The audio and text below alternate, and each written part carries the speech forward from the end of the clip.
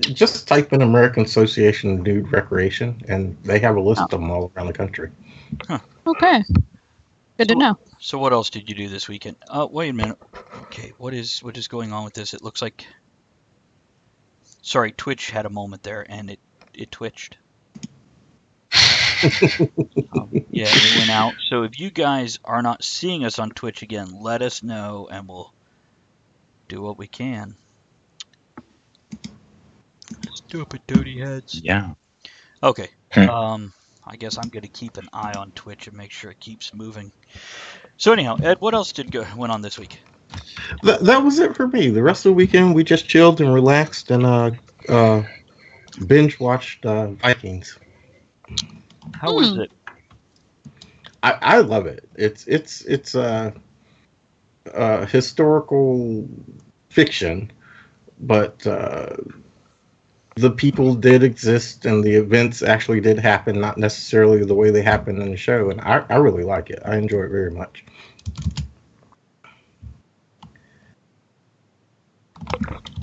Cool. I liked Vikings. I thought it was really good, but I'm not all the way through it yet. I've only watched the first 2.5 series, I think. Like it? Yeah, I loved it. I really enjoyed it. Lagatha's awesome, right, man? Hell yeah. I guess I need to watch this now. I haven't seen any of it. I'd recommend giving it a go for anybody who's seen it and is like, I'm not sure. Give it a go. I was a little bit skeptical that it was going to be a bit Hollywoodish, and actually was really pleasantly surprised. Good, mature storylines, engaging characters. It's well acted. They've done an incredible job in terms of the visual accuracy of it. It's a really good, well-rounded series. I'm really enjoying it. Yeah. Nice. Okay. I have to check that out. Yes. So, Andrew, what'd you do this week? Well, Wednesday was National S'mores Day. It was. So, celebrated that. And went to see The Dark Tower on Friday. I don't know if it was good. I fell asleep. You fell asleep for like 3 minutes. It seemed like 2 hours. Well, I thought it was okay, but I think because it said based after the Dark Tower books, plural, I suspect it had stuff for more than one more than one book in it. And I had one friend, and I actually ended up unfriending this guy on Facebook. I've never met him. I don't remember how we connected, if he friended me, which is usually the case. But he went on about why would they ever put a black man in that role? Which, by the way, sometimes I don't care if they do. Other times I'm like, yeah, I think they were just... He was black, wasn't he? Yeah, exactly. I like Idris Elba. You missed it again. But this guy went on about, he basically just sounded like a racist rant that we shouldn't have had a black person in that role. Now, some of his friends went on going, well, the character was white and there was a black character in the book that ridiculed the gunslinger for being white and being a cracker and blah, blah, blah. And now they can't do that. And I'm like, well, okay, so you missed that. But then like 2 posts later, because I'm like, who is this guy? What am I seeing going on here? Okay, by the way. Well, I would have been okay if he's like, oh, the actor sucks. Not he's black. Well, like, the actor was great. I liked him. I like Idris. Like I said, there. By the way, okay. Yeah, we're trying to figure out Twitch. I'm looking at Twitch also, making sure everybody can actually see us moving or whatnot. I see Kevin moving. I see us moving. I see all of us moving. Okay. But anyhow, this guy, like 3 posts later, went off on... It was some other rant that wasn't about race this time, but it was about some other kind of equality or current events, whatever it was. There was like 2 posts within a couple hours of each other that I went, I don't know this guy. And frankly, he seems to have... I don't agree with his life point of view of... He's got issues. He seemed to be a fucking racist. A little bit. And have other problems too. And I just like, nope, I'm good. We're done. I didn't say anything. I didn't comment back. Because, whatever. Okay, what else did we do this week?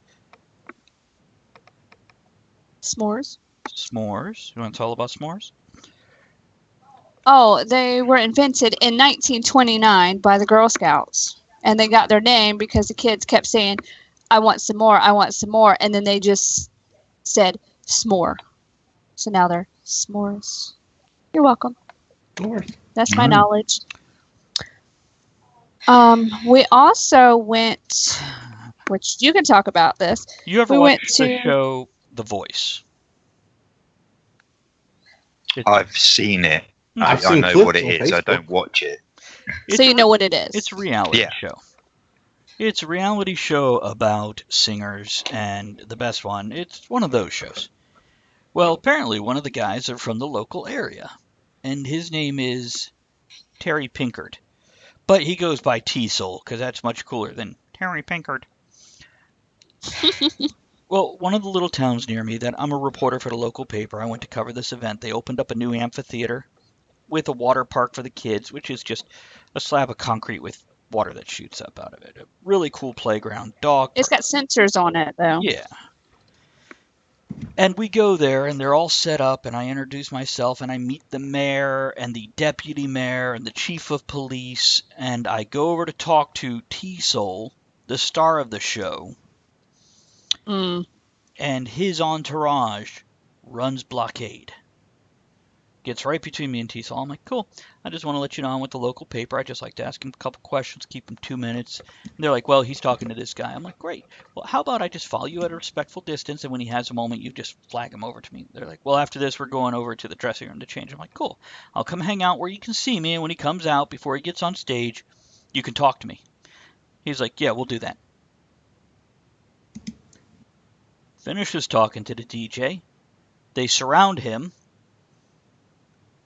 And they do their little T-Soul goose step all the way over to the, it's like a maintenance room, but we'll call it a dressing room. Because we're in a fucking park, you know. So across from the bathrooms, you have like this other room. And he's in there like 30 minutes as we're hanging outside, as his flunkies come in and out of the room. Looking at me every time. And as like chicks go in and don't come out for 20 minutes. I don't know what happened there. But anyhow. And soon enough, they all come out, not making eye contact with me all, and head for the stage. I'm like, oh, okay, well, I guess, you know, he's too busy to talk. So instead, I took all my quotes from the other people, and I wrote the story where it mentioned him showing up. And by the way, he didn't even make it to the semifinals. I think that's what it was. But, Andrea, what song was it that he sung that got him disqualified? Or kicked out, or was his last song where he didn't go forward? It was Aretha Franklin, I think. Aretha Franklin. Hold on, And he got a chance or something. I don't know. The thing is, you had another story because I did the photography, and he had another story, so we couldn't hang out too long. Right, we had to go for the next, you know. But news story. the mayor, and everybody else, they took the 90 seconds to give him some information and to pose for a picture with all the volunteers and the police, and it was good. By the way, the song was Aretha Franklin's "Ain't No Way." Oh, right, yeah. Ain't no ain't way got a he's going chance, on ain't to got the no next way. one. But yeah, that's pretty funny. Other than that, let's see. We also had the physical therapy. Did a community day this weekend. I went there to cover the story. Very nice people. Free massages and wieners. Okay. To rewind, say that again slower. In a sultry voice. Massages and wieners. It's almost like Sean Connery in slow motion. Like some kind of weird bastard love child between Connery and William Shatner. Yeah, it is. Hold on, I'm picturing that night of hot sex. Mm. Wow, I'm done. The intro is running longer and longer. Anyhow, what else? I Now, then the poor Toddy's out there waiting for us to finish this shit, you know. If they're We'll get to the tozzies, they're friend. used to it. That's true. We'll get to the French. Don't worry. We'll finish it up before the French surrender, I swear. Too late. No, not that quickly. So then I went to what was an old school that was built in 1868 and rebuilt 3 times since then, called the Holly Graded School. And I went in, and they were having a fish fry. So I went in. Everybody's really friendly. And it's funny, because, you know what? Deal with this shit. If you're going to get offended, now's the time. Take off your big boy panties and fucking get ready to cry. So I get out of the car and head in with my son. 3 black guys outside around the fish fry kettle. Every single one of them. Hey, how are you?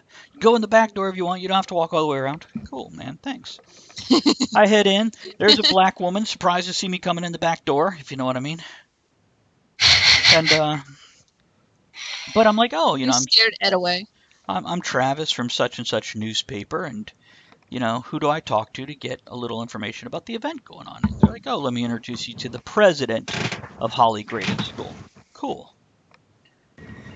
So she walks me over to there, where I go into the dining room, where there's one black man sitting alone and like 7 white people at other tables.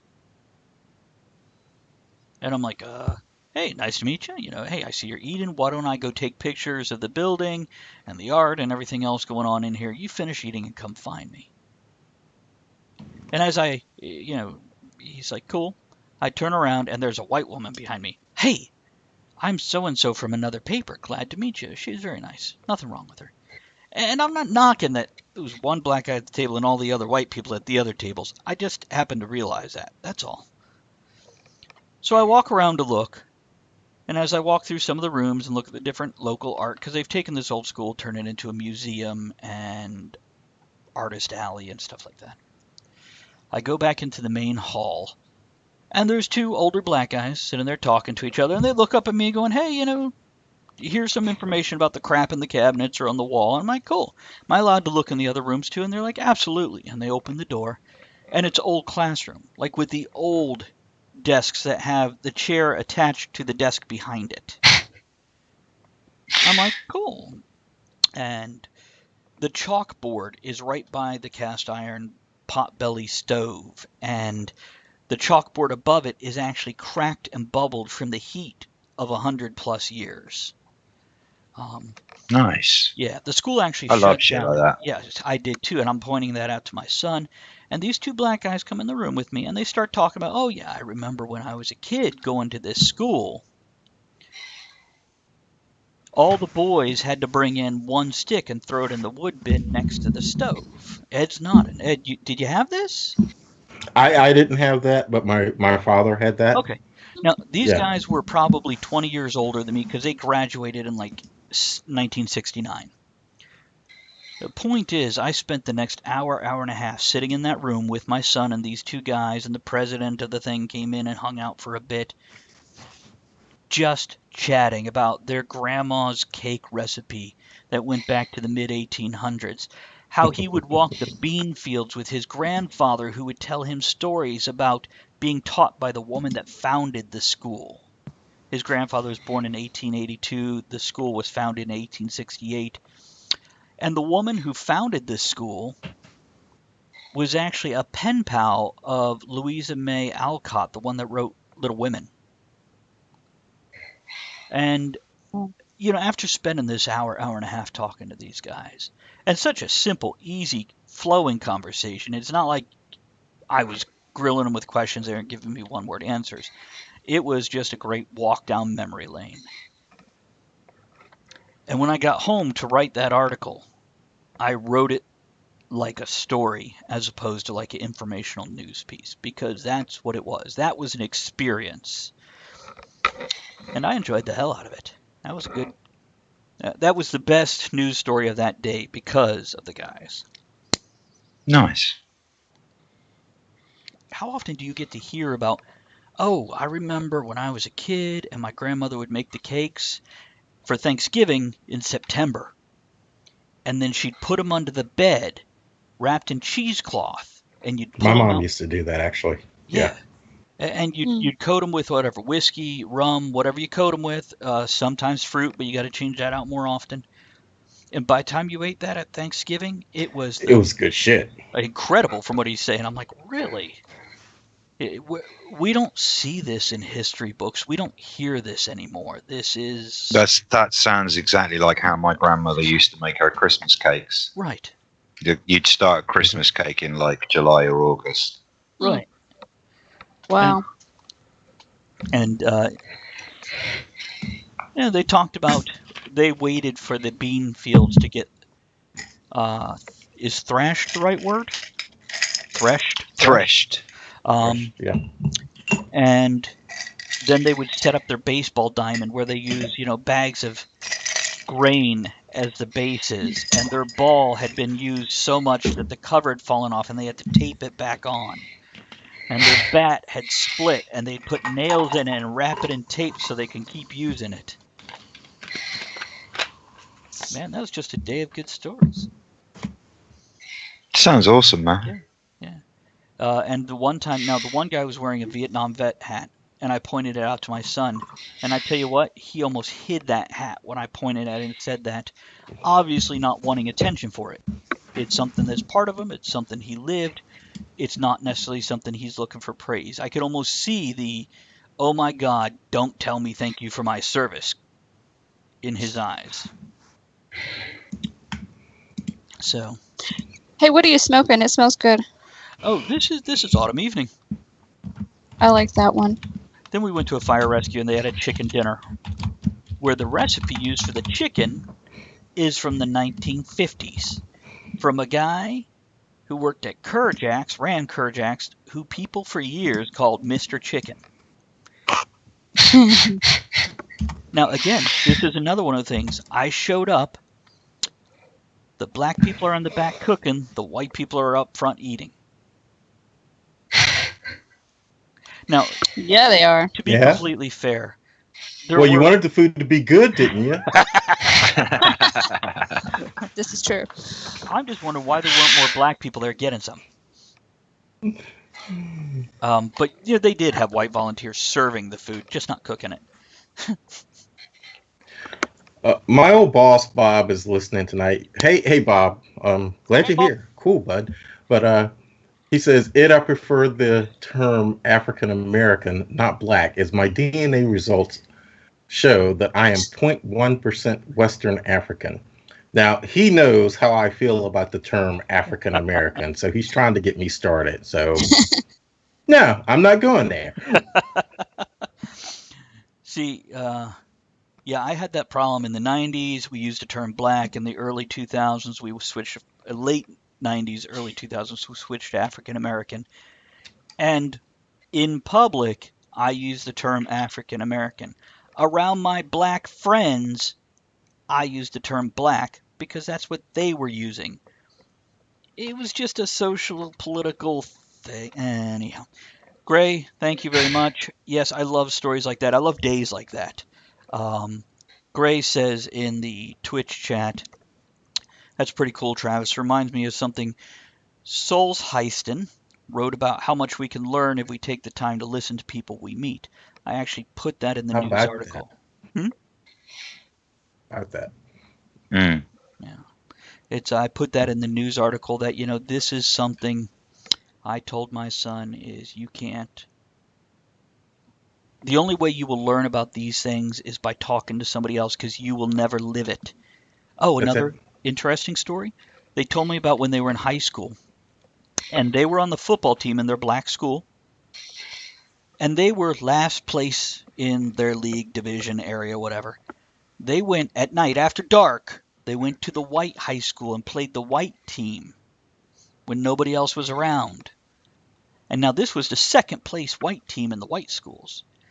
And so there was no witnesses. No, there was family and friends there. But the black team, who was in last place of their league,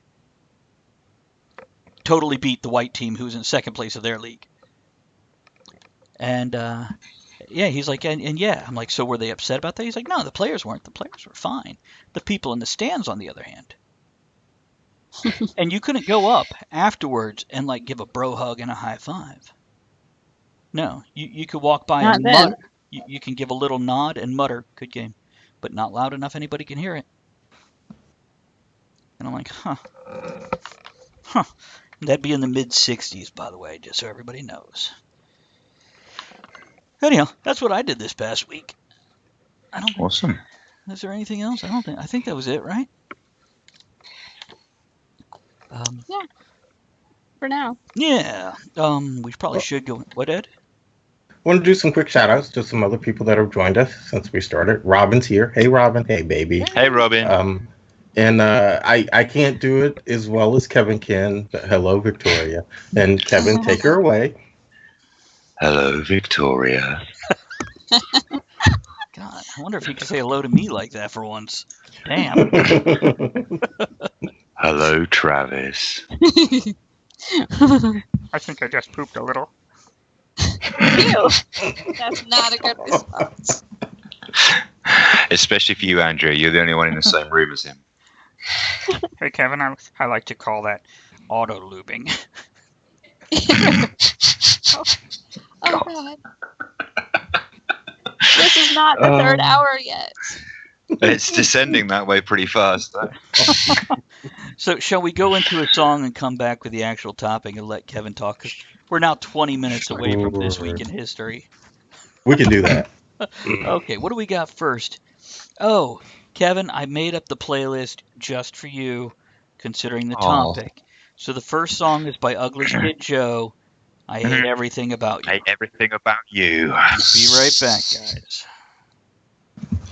Now, for those of you on Twitch, of course, you probably still can hear us, or if you're watching on the video. What? Oh. What? Well, because There Kevin on the banner has a Misfits hat. The guy in the Scoundrels Pipe and Cigar group, he has a Misfits pipe. I don't know if you can see that. Oh, dude, that's awesome. Yeah. I love Okay, That's cool, man. See, Misfits fans everywhere. You two talk amongst yourselves. I'm going to head back to the head. Be right back. Yeah. Actually, I'm going to do the same. Andrea, talk amongst yourself. Entertain everybody. People don't like when I do that. You only got 4 minutes, 15 seconds. Is that it? Okay, people. Let me see. I'm not on Twitch, but I will talk to people on... Let me see if I can find it.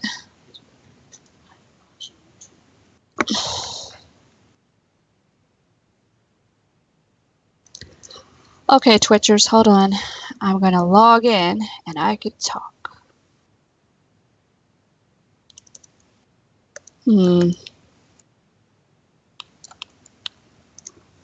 Hopefully you guys can see us now.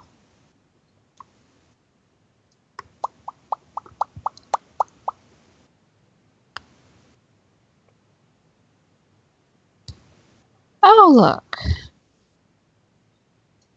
Oh. That's a commercial. All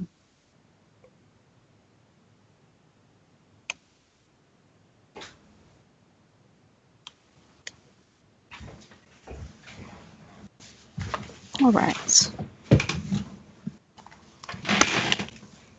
Hey, Hi. was it something I said? Where'd everybody go? Everybody had to go potty. Oh, I'm on Twitch now, so I'll talk to people. you're twitching. I am. Oh, there's 7 people watching. Yeah, Wow. how about that? That's nice. Oh. Huh. What is that? What? Ah. Ah. Get on Twitch? I did, and we have 7 people on here.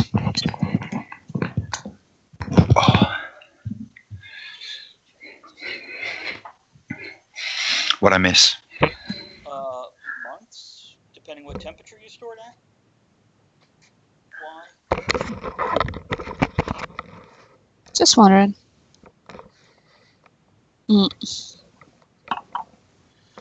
That's creepy. It is. You're welcome. So, we got like 7 people on Twitch. Coolness. That's good, man. So for you folks, 3 of them, I see there's 8 now. Now, for you folks on Twitch, like I said, we're in a song because we are on radio stations also. But my son is here, and he was over there doing a streaming video, which I think was causing the choppiness and the problem connecting. I like the hat, Ed. Problem Great connecting. hat. It is. It is. And I think that was causing the problem connecting to OBS because he got off suddenly. All the jerkiness stopped. No more problems. But he's watching YouTube videos.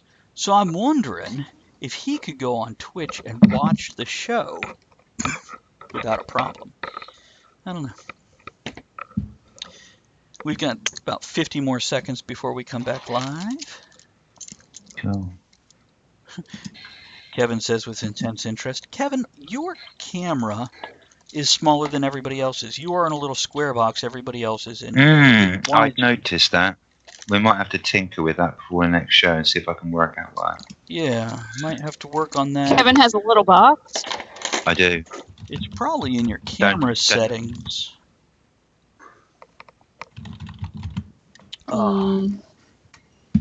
That's a good beer. Kevin, that's the one you tried while we were in England. Oh, yeah. Good beer. Yeah, that's in Virginia. What is it? I missed that. Hold on a second. Oh, yeah, okay. Coming back. Okay. Oh, are we there? Yeah, and How about now? I got my Vienna lager from the Devil's Backbone Brewing Company, which, as I was just saying to Kevin, I think that's one he tried. When we went into a pub, he's like, I'll have an American beer. I'll go for Budweiser, Coors Light, or Piss in My Mouth, one of those. Oh, hell no. Yeah. Yeah, that's what we said. I know. I'm like, nope, this one is a Devil's Backbone. Get that one. And yeah, he liked it well enough. Yeah, it's nice. Okay, Kevin, you got the floor for 17 minutes before we go into This Week in History. A whole 17 minutes to start talking about the French. Jesus, It's the French. It shouldn't take too long. I surrender. Yeah, they're French. They're shit at everything. They're responsible for all the bad shit in the world, and I fucking hate them. There you go. What do you want to do for the rest of the show? What are they? What actually, in particular? What are they bad at? What are they bad at? What do you hate them for? Wars. What do I have? Wow. Okay, I have a list. Name. Yeah. Let's go down the list. Let's start with rugby, shall we? For those of you who don't know, by the way, I should explain, for those of you not familiar with the sport, that rugby is essentially American football for real men. Wonderful sport, fantastic. Apparently it's not just the French who's going to hate on. Dude, you're beating up on the French, not Americans, okay? That's next show. Hey, dude, we have Trump. We don't need your help. I'm going for a carpet bombing style offensive pattern tonight. Good for you.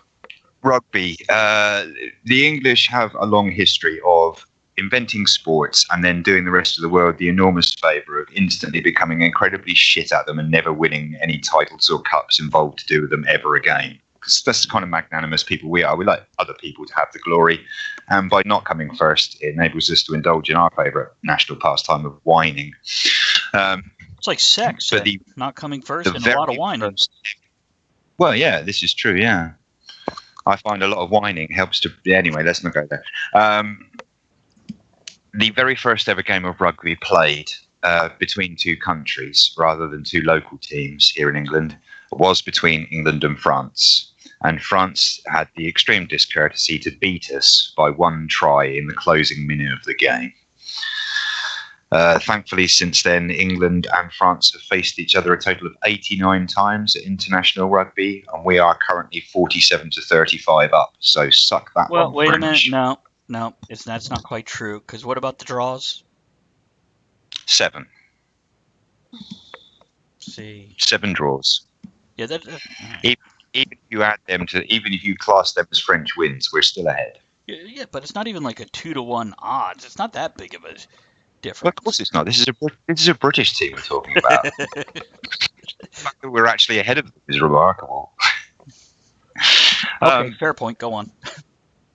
Closely related to rugby, war. Oh, okay. For you watch a rugby league game.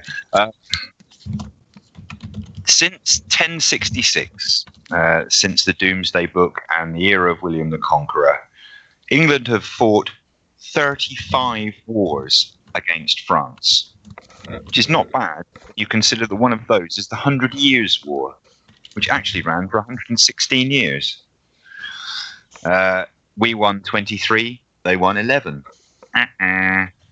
Okay, quick question. Yes. What do you consider 1066? Was that the English winning the war or the French winning the war? Oh, well, that's the French, because you're talking about Norman conquerors at that particular point. Yeah, they were driven back, but we ultimately ended up with a Frenchman on the throne of England. Yeah. Okay, all right. Since that point. Now, you have to admit, like, up to that point, matter of fact, almost up to the definitely the late 1700s, the French invented all the best weapons of war. Yeah. With the exception of the English. With the exception of what? The English longbow. Well, yeah. Yes. Pluck you!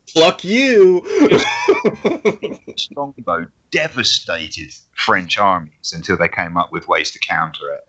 It was a game-changing weapon of the era. It was. Kevin, do me a favor. Move your mic just a little closer to your mouth. Maybe that'll stop the delay. Hey, How's that? Bob says, why wasn't Jesus born in France? He couldn't find 3 wise men or a virgin. Ooh. What's the definition of confusion? Father's Day in France. Wow. So Rhonda has joined us on Twitch, and she says it's a maze getting into Twitch. By the way, we have an episode planned in the future to help with that, because it can be a bit of a maze. Well, hopefully, just like the link of Twitch TV/Talk of the Tavern makes it easy to get to us, which is in the Facebook event description if you're not paying attention. But hi, Rhonda. Yo. Hi, Rhonda. I'm waving at you now. Watch for it in 10 seconds.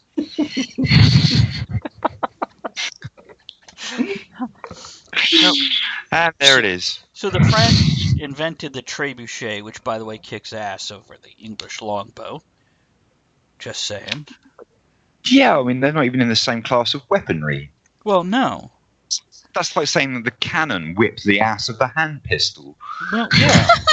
Which, by the way, I think we have the Chinese to thank for that. Yeah. Yeah. And Chinese food. Oh, yeah. I'm hungry. Which can also be used in some cases as a weapon.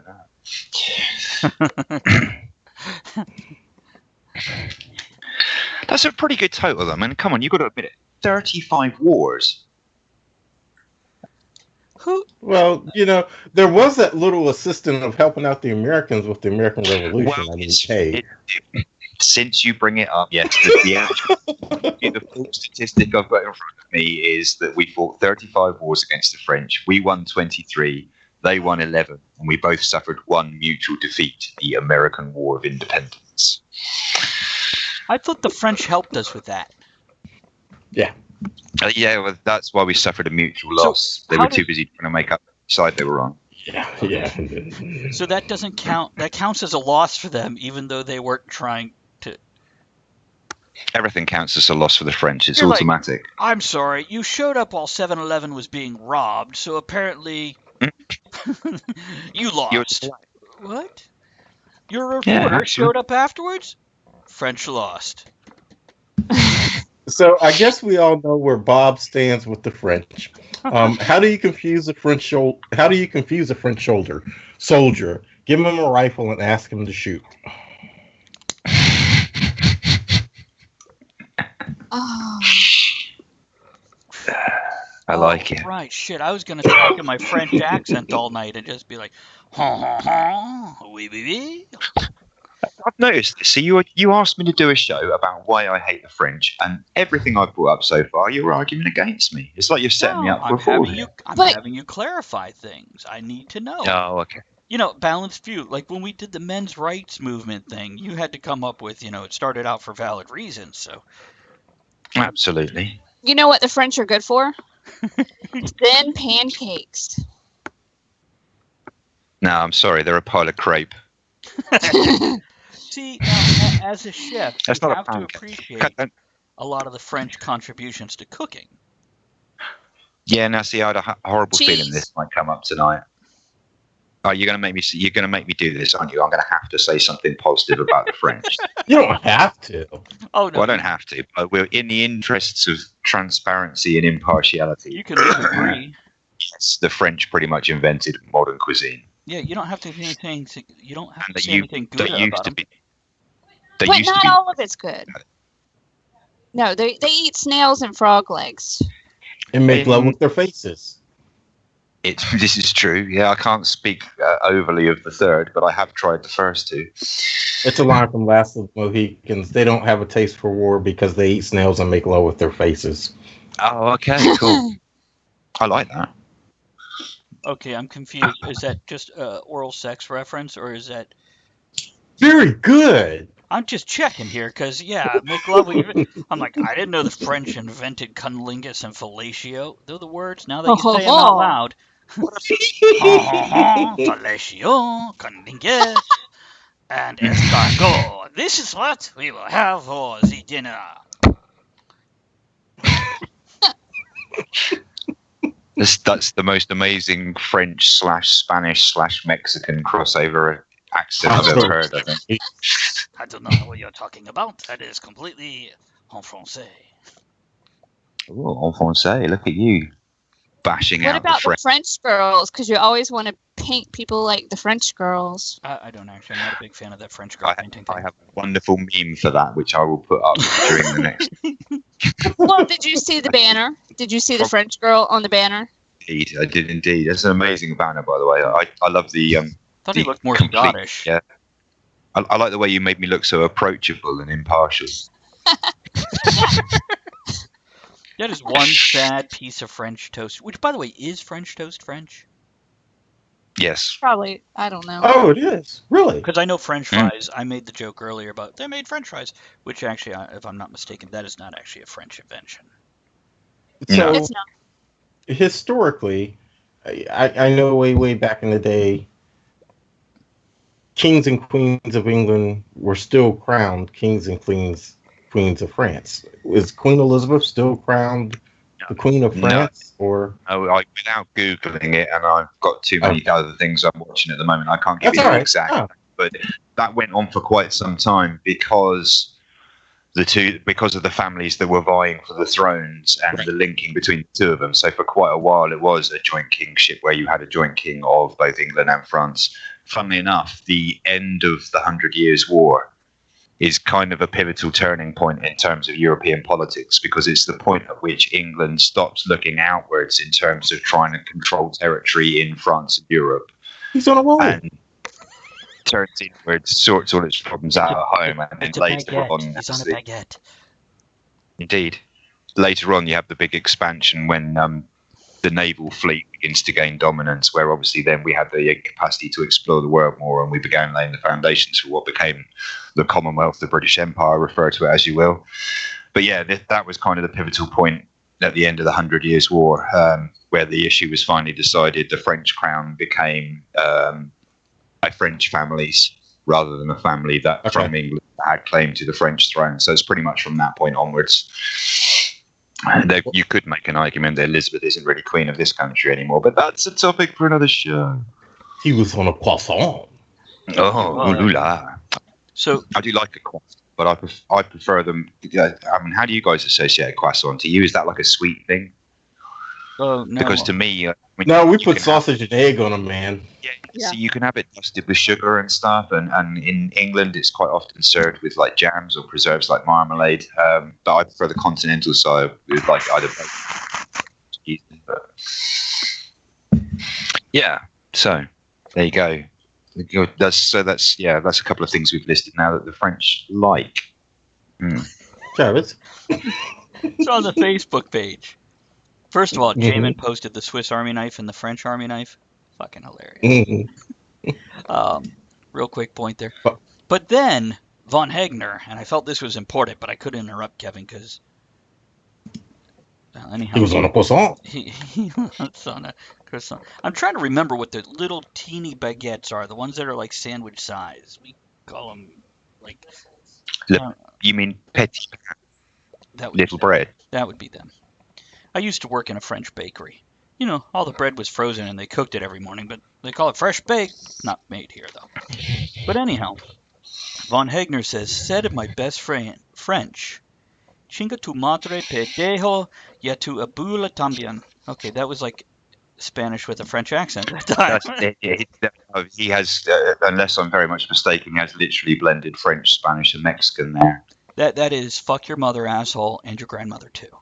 Which now I am writing down chinga and pendejo because I have a lot of Spanish friends that I'm like, teach me the dirty words, and they're like, oh no, we can't do that. I'm like, what's that? Bob said it again also on Facebook. Why don't MasterCard and Visa work well in France? They do not know how to say charge. That's okay. Rhonda posted a thing of a we. It says in French they call it yes. I thought it was funny. Jamin's posted one of my favourites, which I actually put in last week's group right at the end of the show as a taster for this week's coming show, which is the one that mentions that because of solar radiation, all the American flags placed on the moon during the moon landing have now turned white. So now it looks like the French were there first.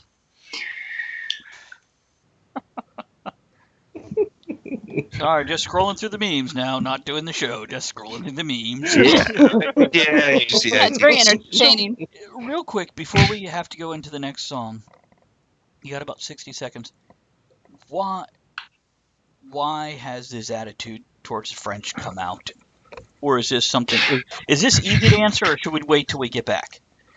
Yeah, I think it's pretty easy to answer. I think if ever there's going to be enmity between two countries, it's going to be two countries that have a border with each other. You look at the classic examples like Germany's not particularly fond of Austria, the Turks hate the Greeks, the Japanese hate the Chinese, America hates everybody. Canada, you know, it's well, who hates Canada? Does anyone actually care about Canada enough to hate them? Who? Aren't they just like France light? It's the place Wolverine came from. Yeah. Okay. Yeah, it is. And they have awesome chips. Yeah, but I mean, he was just a Canadian until they made him cool with American military intervention. Well, That's the true. only reason why he made it in the comics is because he was Canadian, and the guy had to pick between these other superheroes. Picked Wolverine because he was Canadian. Okay. Oh. You guys keep Fair discussing this. People on Twitch can watch it. For the rest, for the rest of the folks, here's Kellis, I Hate You. We'll be back with this week in history. Here we go. Right now, I can try and catch up on what's been going on. I'm gonna flip over to Twitch and see what's going on there. We lost Reinhardt. We lost Reinhardt. No.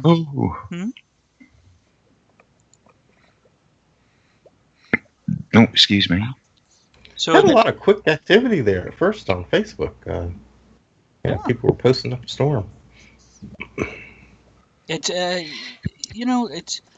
it's funny. The past 2 weeks we have gone way over on the intro and everything, but I don't think it's hurting a damn thing. It's not bad. No, it's not a bad Whatever. thing. Did you see the one paint me like your one of your French dinosaurs? Mm-hmm. Yes. Yeah, funny. What Bob comment on my post in the Facebook group? I have a post. Oh, that's where he's posting his jokes under the Twitch link. Yeah. So yeah, I'm curious with when you know, it's probably what happened is she had to sign up, and that was the maze. Once she signed up. It probably took her a while to sign up. It does. So Rhonda, if you're listening on Twitch right now, and what I do? Oh, go ahead. Did I get the wrong name? No. Go ahead. Oh, so she posts, don't miss it, solar eclipse coming soon. Andrea actually ran across, was it on Facebook? Was it at work? Who was the woman that was asking if they could move the date because they have something else to do? It What it was on was- Facebook. Oh my Yes. God. Somebody posted an event, solar eclipse. Yeah. So funny. Could they change the date because her kids like go back to school that day or something? Uh-huh. And they vote. That's awesome.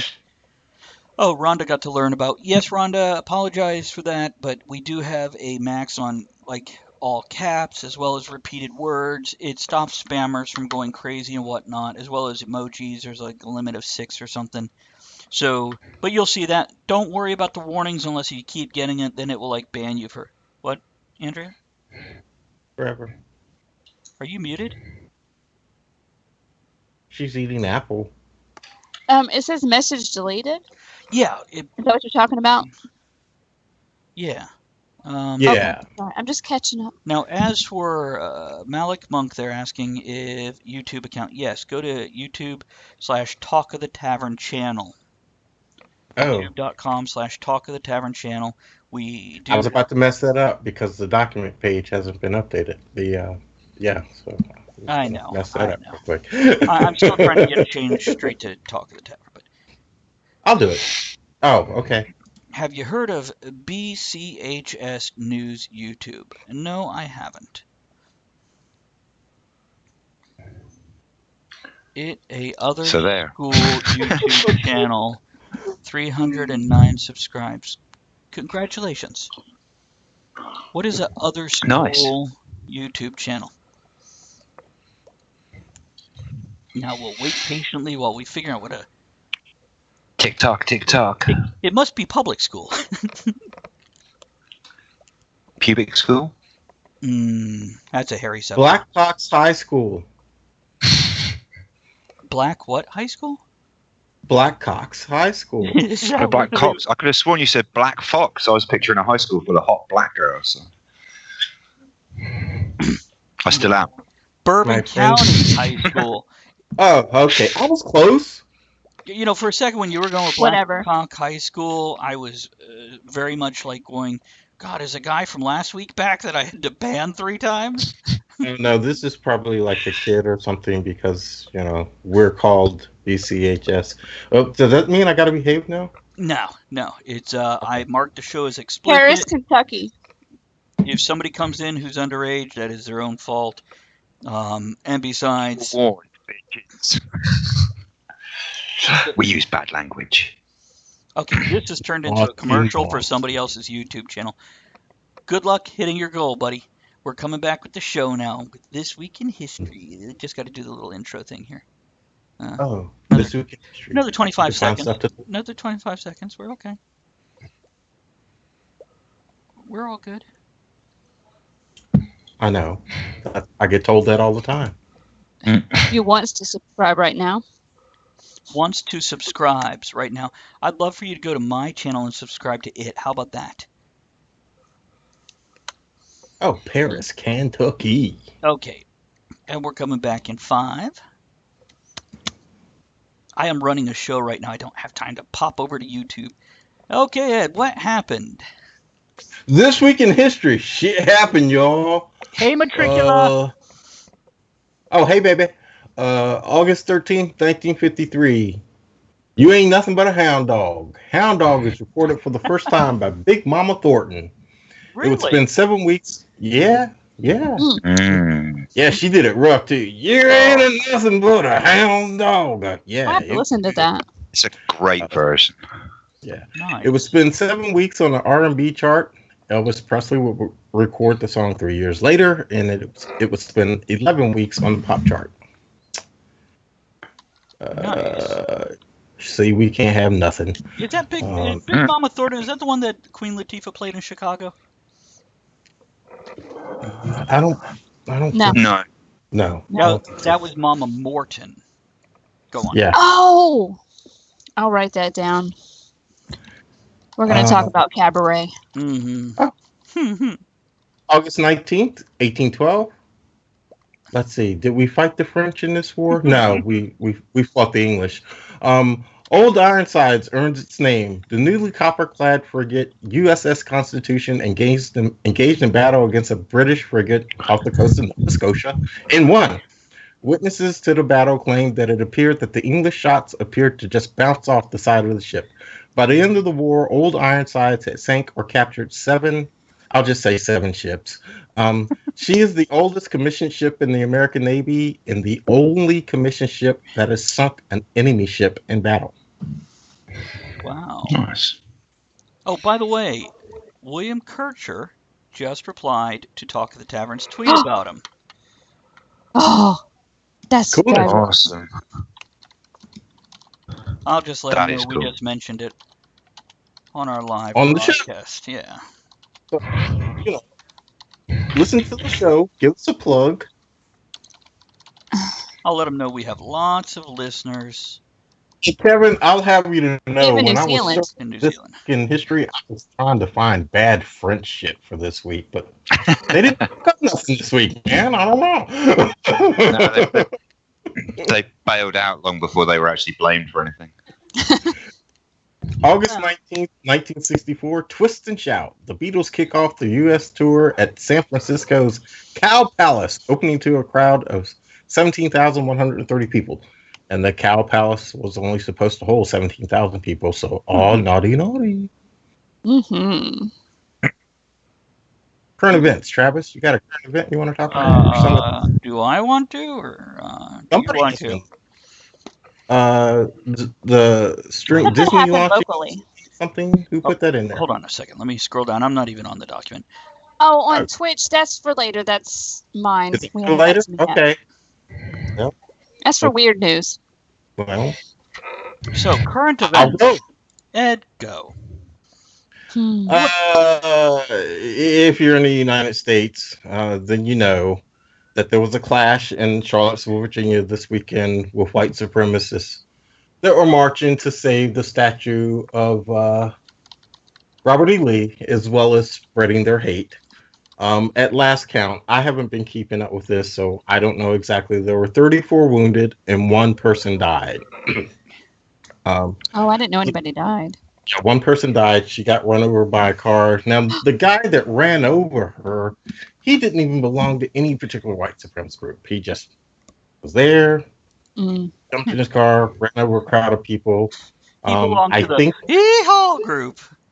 I think there's still 5 people listed in critical condition. I haven't checked it recently today, so not really sure, like I said. But anyway,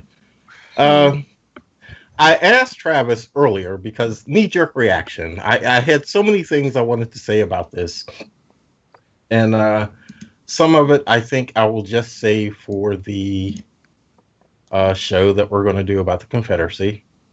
But I did ask Travis if I could give a little extra commentary on this, and I struggled most of the day trying to figure out what the hell to say. I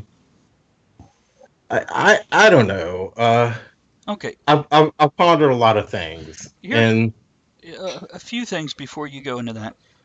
So there was some kind of meeting of students in the common ground, and they were surrounded by, they don't even call them neo-Nazis now, they just call them Nazis. So young Americans who claim to be Nazis. KKK, racist fucking pigs. They had whatever torches, which were like the wicker citronella things that you buy at Walmart. Those were their torches. Well, very modern. Flashlight at night. Yeah, you think they could just hold up their cell phone with a gif of a torch. So they surrounded the people, and I didn't follow the article that close because so much was going on with it, and I saw so much stuff on Facebook, I didn't feel the need to follow it closely. But later, that was the evening before. That wasn't even the march. Right. And then later, somebody got in their car and drove into the crowd of regular people running. That was the day of the actual march. So that's the limit of what I know. So Ed, as you're going into your rant, if you know more, feel free and please expand. Well, it was the march for Saturday was organized by a neo-Nazi group, and KKK, of course, they're there all the time. Neo-Nazis, KKK, skinheads, we go hand in hand. Hey, we love each other. I belong to one of those, What? If you ever see Dave Chappelle, hey. Yeah, I saw that. Yeah. Anyway, They were marching on Saturday to save the Statue of Liberty, supposedly. Okay. Statue of Liberty, Statue of Robert E. Lee It's in very Charlottesville. close. That is now in Emancipation Park, and I don't know what the fuck Charlottesville had to do with any type of emancipation whatsoever, so it's a joke to me. But anyway, Robert E. Lee looked a lot like the Statue of Liberty. yeah, it's that dress. Oh no, that wasn't a dress. That was the long coat of his uniform. So they met up against Black Lives Matter counter protesters. Shit hit the fan.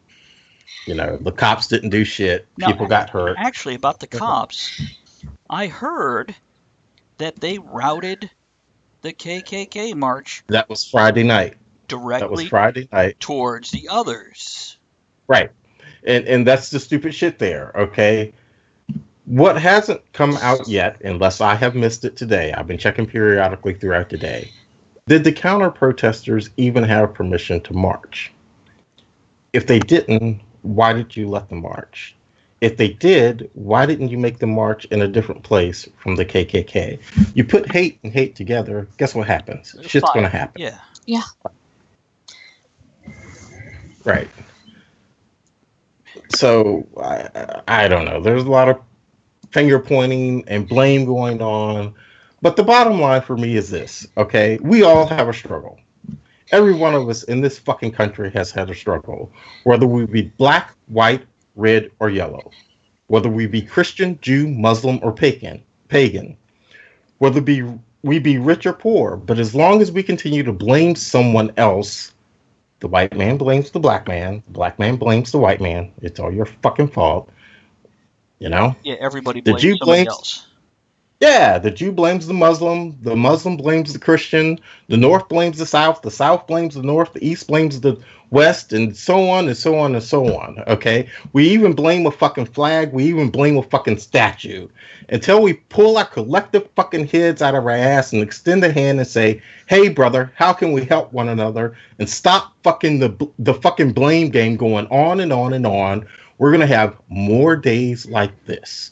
This shit that's happened, I don't care if you're a Donald Trump fan or not. He is right. We all have to take the blame for this. This is one big fucking shit sandwich, and we all got to take a bite. You know, somebody posted, why do we have all this hate? And I posted that in one sentence, Ed. I said, because we're all looking to blame somebody else for the problems out there, as opposed to taking, and not that I'm responsible for whatever, but instead of pointing a finger, why not work towards fixing that shit instead of just going, well, you're crap because it's all your fault. What, Andrea? Go ahead, baby. Oh, you had your hand What? up. I thought you wanted to say something. No, I'm reading the chat. Okay. It's a... By the way, Matricula, let me ask you a quick question. Malik Monk, I really appreciate you coming in and listening to the show, but I'm not sure how I feel about you turning it into a campaign to get subscribes on your YouTube channel, dude. It's kind of uncool. Kind of a dick move. Maybe you could just come on my show and promote my YouTube channel, and then out of kindness, because I like you, because you help me, I help you. Is this cool what he's doing, or is this standard stuff? Is this how the world works in Twitch? I just need to know so I don't fuck it up and say shit to people. Okay. Do you have anything else on that? Yeah, Von Hagner just posted. He says that the counter protesters did not have permission to march.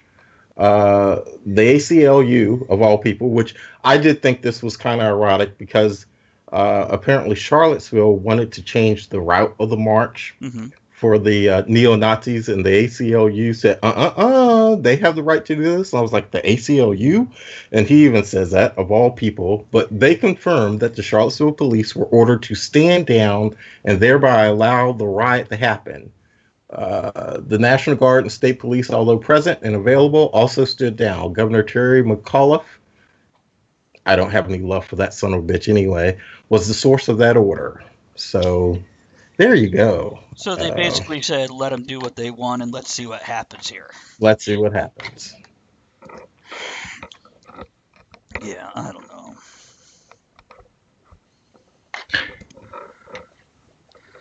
Anyhow, Malik, You have a good night, man. Like I said, if you come in, you make friends. I am more than happy. Matricula has another Twitch channel. I promote the hell out of her because she promotes the hell out of me and supports me. And I'm all about sharing the love, man. But not when it's only one-sided. You got to reach around, okay? Literally. Yeah. Everyone loves guys a good on reach this around. show, All that's about a the reach lot of around. fucking reaching, man. Anyhow, okay, what other news do we have before we go into birthdays and stuff? Oh, that's right. I'm supposed to be telling other shit. No more news. I got deaths. Oh, wait a minute. Weird news. Hey, Andrea, I want to hear about this one, baby. Okay. Well, I googled weird French news, and this came up, and I thought it was interesting. So I'm just going to connect it by. This is how the French kiss started. Ooh. A pet owner saved his drowning tortoise's life after giving it mouth to mouth for an hour. First of all, how the hell do you do that and it's not snap you when it wakes up? You think you wanted a cigarette afterwards? Gives new meaning to French kissing, doesn't it? Yeah. Well, Mr. Fletcher, he started performing CPR, to the tortoise, middle-aged big lady tortoise, Frida.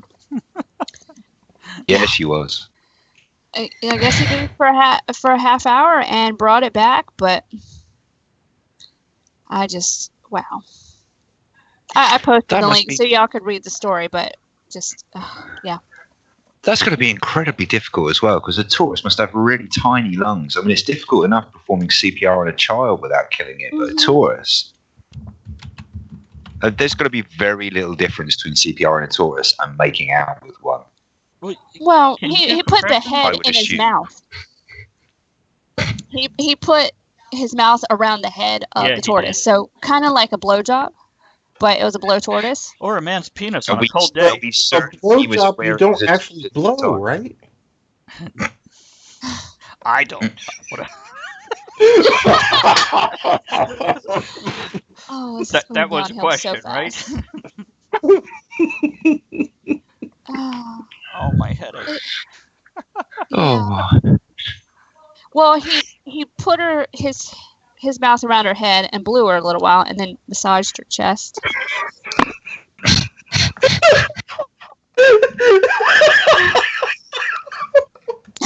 For an hour. it's Yeah, for about a half hour. So maybe the tortoise was fine, and this is just how he gets, whatever. I'm judging. A little hard shell action. Poor Frida. Oh, but yeah. But it's alive. If you manage to suck the water out of its lungs, you could breathe it back again. And oh, wow. So not only was he blowing, he was sucking. Okay. Hey. I'm done. I'd just So like to add at this point, for all the lady listeners, that I will be holding a course next week on how to resuscitate a turtle and a tortoise. I don't know in England, Kevin, but a turtle is what they commonly refer to as an uncircumcised man. Making up. Hey, Towels, who was that? Did I mute myself? What did I do? I don't know. You're okay. So y'all heard me, right? Oh my God! I Yeah. hope I didn't do all. What did you say? Yeah, we heard the Oh, tortoise. God. You heard about the blowing and the sucking, okay, Oh, and rubbing her chest. Oh, yeah. Oh, yeah. I'm just making sure that I didn't hit mute. Then, okay. What do you think we were laughing about? I have no idea. Oh my God. I can't.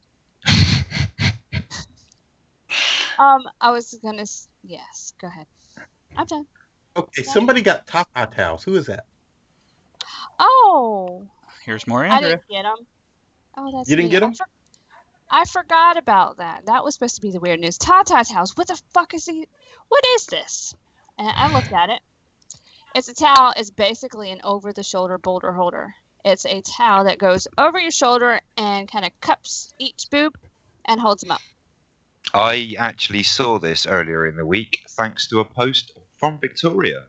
I did too. So I researched it a little bit, and the concept is under boob sweat. Apparently, if you're very well endowed in the chest, you have problem with boob sweat. Men or And women. this help. Hmm. Yeah. This is not just for women. But I looking at it, your boobs have to be big enough to rest in the cup. So I don't even know with that. So it wouldn't work for me. My boob's just going to get sweaty. It doesn't really matter. Yeah, you couldn't. I don't know. You don't have big boobs, so you can't use it.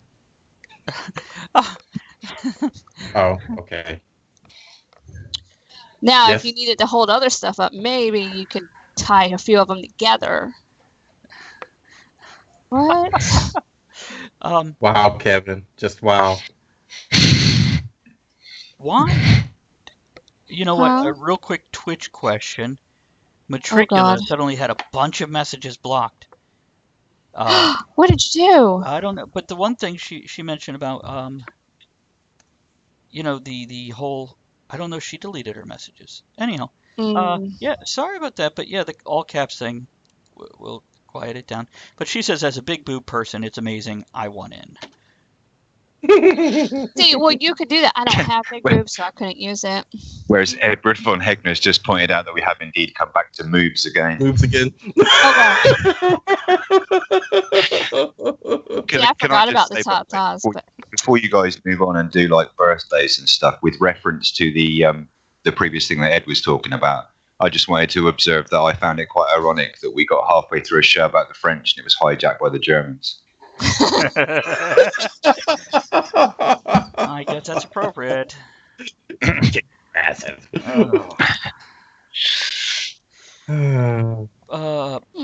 Birthdays? Birthdays? Or death? Before I start on birthdays, thank you, Kevin, for posting Big Mama Thornton's handle. Deaths, actually, deaths. We lost the Rhinestone Cowboy this week on August 8th, Glenn Campbell. Birthdays, August 13th, 1860, and I did this for Teresa mainly because I refer to her as Annie Oakley whenever we go to the range. She's quite a hell of a fucking shot. And the first time we went to the range, she kind of did this, oh, I don't know. I was like, come on, baby, you know, come on and shoot. Oh, I don't know. And then she picked up my fucking rifle, and it's like, bullseye every goddamn time. I was like, bitch. by rifle, do you mean penis? Oh no, not that one. That one's Oh. definitely bullseye every time. But It's got one hell of a recoil too, from what I've heard. yow, French can't handle it. Takes a while to reload, though. August 14th, 1855. One of my favorite American characters from history, Doc Holliday. I don't know if he ever said any of that stuff that they give him in the movie Tombstone as saying, but gosh, I love those movie quotes. I really, really do. August 14th, 1945, actor-comedian Steve Martin. I like him. When's he going to be on the show? As soon as possible. Right after Okay. William Kircher. Hey, if anybody has a Twitch or a Twitter account, go on there, go to Talk of the Tavern, and find my post to Kircher, and then just encourage him to come on the show, especially if you're a New Zealand person. Let's get Help him us on. out. Help a brother out. For those of you that don't know, Kircher played Biffer in The Hobbit. Oh, okay, yeah. We want him on the show. Absolutely. Well, and he's got other stuff in other movies. He's a great actor, and he's a very nice person, and he sang to me, and he needs to sing for everybody because, yeah. Oh, I remember that story. Yeah, I still talk about that. Okay. August 15th, 1972. Ben Affleck. What do people think about him as Batman? Good for him. He was fine. Really? Okay. I had no problem either way with him. You know, it's could they have got somebody else to do the same thing? Sure. But yeah, he was fine. He didn't fuck anything up. But he did give up the directing role on the new Batman movie. Good idea. Could be. I forget who they put in charge afterwards, but there was a bit of excitement about it. I don't know. I just see Dogma and Ben Affleck, Batman, Dogma. No, it's not working. Dogma was a good movie. Don't get me wrong. Great movie. Great movie. Matricula said, can you post a link to the tweet in the chat? Oh, maybe. I don't know how to do that. Hold on a second. You got it, Travis? I can pull it up. No, I got copy link to it. We will just. And Kevin, Nice. we can work on Talk of the Tavern, towels. We can I work just on love that. the alliteration. Oh, I think it's something we need to do. You could probably make those. TO on one side, can make TT on the other. Okay. But see, I need a model. I volunteer. My Oh. boobs aren't big enough. Okay, I'll get Teresa. That might work. Kevin had like a double set there Or, going you know, on. if Kevin comes over and brings his wife. Oh, Jesus. Yeah. August 17th, Can we- 1893. Come up and see me sometime. Actress Mae West was born. Okay, my personal birthday shout outs this week is my little brother Lee. Haven't seen him for ages, but hey, man, love you, man. Good job going on with your band. An old bro from my work days, Chuck Snyder. Also this week, the lovely Judy Donahoe. And one of our favorite faithful listeners, Ian. And my old buddy, Ken Hamlin. Happy birthday, guys. Yeah. Travis, birthdays? Especially you, Ian. John Hartness, a fellow author who I see at conventions quite often. My brother from the Fat Boys, Aaron Stevenson, just had one yesterday, as well as the lovely Kelsey Gray, who I used to work with. Who else we got here? Phyllis Floyd is tomorrow. She's the one that runs Monster Fest with Rob Floyd, who will be on a show in October with us. Doug Babin, who used to be a regular. Where the hell is he? And Ricky Shoehorn. They share a birthday on Wednesday. Who else we have? On Friday, we got Carolyn Byers, who used to listen quite frequently, and John Strangeway, better known as Steampunk Boba Fett. Mike Peterson, who runs RavenCon, I believe. And Ross Wilkins on Sundays. And, by the way, a new guy who I just met in one of the pipe groups. He's got a wonderful white beard, Chris Talent, just in case he tuned in. Happy birthday to all them. Anybody else got some? If there's no more birthdays, I got something really quick here. Chris and I don't know if you guys have been following on Facebook or not. We have a little bit of personal message going back and forth. And I normally don't track people's deaths. Okay. However, being on Facebook, social media, his family was tracking his death today. And it's my old platoon sergeant. You guys have heard me talk about him on the show. I refer to him as my brother, my mentor, and my friend, Henry P. Miller. His drink was Hennessy, which is what Chris happened to be drinking tonight. Chris and I both served under Henry when we were in the National Guard. So here you go to Bubba. Yeah, to mentors and Bubba. memories. That did no good. Tinging. I got all kinds of things to clink tonight. Look at you clinking away with your plethora of clink. Oh, yes, Victoria. I love that quote of hers. Which one did she post? Is that a Mae West quote? It's better to be looked over than be overlooked. Yeah, that's a good one. My favourite one of hers was always, if I had to do it all over again, I'd do it all over you. Yes, yes, yes, yes. Nice. Okay, is that all we got for this week in history? I'm done. Okay, let's roll beat on up with one another more song. bench. Come back and Kevin can go on. And I'm sorry, we will stop being, so contradictory to your message of hate and dislike. No, by all means. Wait. It's entertaining. Yeah, with you being British, I guess hate would be a strong word. Mild dislike. Mild dislike. Yeah. Yeah, which is essentially the British version of DEFCON 3. So. Right. It's what do we got up next? Hey, here's some Swing Ninjas with another song about France. We'll be back.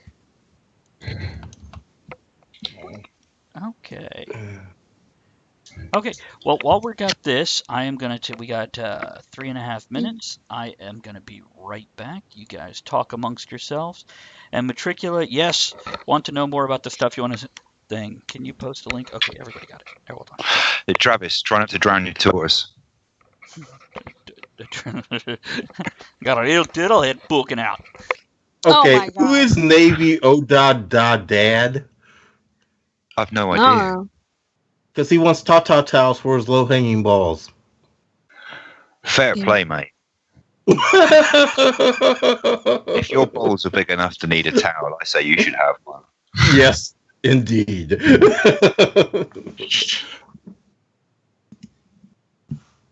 I can make top towels. Have you seen those? They actually do make. It's the sock. What do they call that thing? C-string, I think they call it. What? I'm gonna Google that shit. Third hour.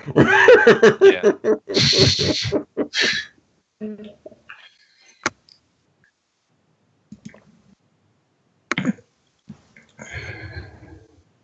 Oh, it's Ed Von Hegner. Okay, playing cool. Iron Man? All right. Oh, he was playing Iron Man. The Black Sabbath tune? Yeah, Aiden's playing with the guitar they have in here. I'm like, who's playing Iron Man? Nice. I love the fact that he's playing Sabbath. That's amazing. Dun, dun, dun. Okay. Oh, Did you find it? I found something. It's a C string. Mm-hmm. Oh, it's not Sure. for guys. Oh, that one. Oh, that one vibrates. Oh, what the hell is that?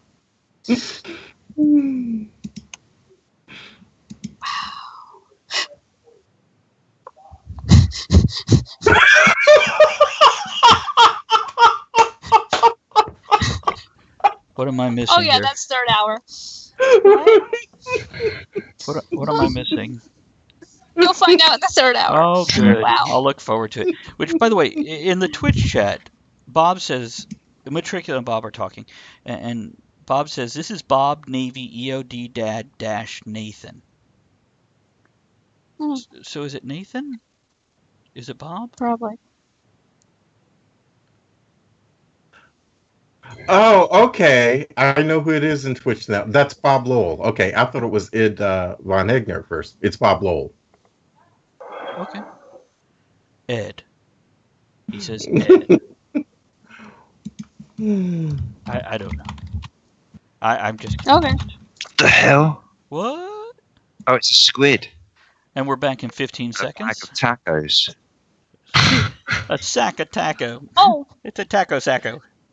He's probably trying to be secretive and don't want us to tell anybody Taco who sack he sounds is. like yet another weird underwear invention. A weird underwear invention. We're back, by the way. What? The taco sack. oh. Just No, saying, no, no, it sounds like another weird underwear invention. Maybe it's a ta-ta towel for a vagina. Let's be a taco C-string. sack.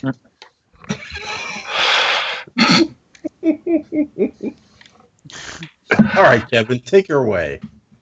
Oh, wow. All right, we're back to the French now. Yeah. Sure. Oh, okay. All right. Let's- Well, Let's go with that. yeah, okay. Let's talk about the French for a bit.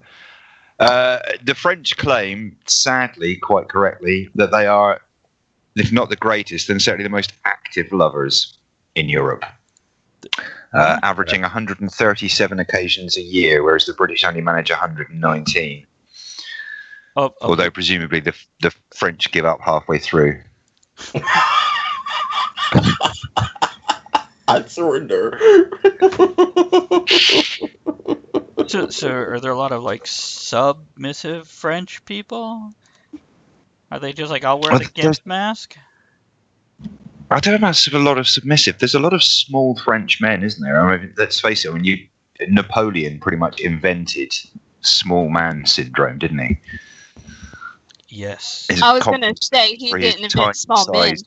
Both in height and the size of his organ, indeed. And that unfortunately led him to be one of the most aggressive dictators in the history of the world ever. Pretty much the inventor of totalitarian dictatorship. So Napoleon was the French version of a chihuahua. In more ways than one, actually. He was referred to by one of his former lovers as having strikingly small, infantile and undersized genitals, and as revealed at his autopsy, the organ in question was a mere 1¼ inches, And what guy said that about him? which I understand to be average for all Frenchmen. Oh my god. Okay. Sadly, the French are believed to be great lovers, but actually, I'm just reading through my notes about Napoleon here. The French good time girl Marguerite Josephine Weimar remarked that having slept with both Wellington and Napoleon, that Wellington was the better lover. Ed. You're muted. It may be better that way. Rhonda's leaving. You got to tell her good night. Oh, no. Good night, Yes. Rhonda. Can you tell her Sweet. tatas for now? Tartars. Now. Oh, we're sorry to be losing you. Does this mean she gave up early too? Is she French? No, she's not French. No, Foster. I think Foster is we've got very more English. for this discussion of Or fantastic German. lovers.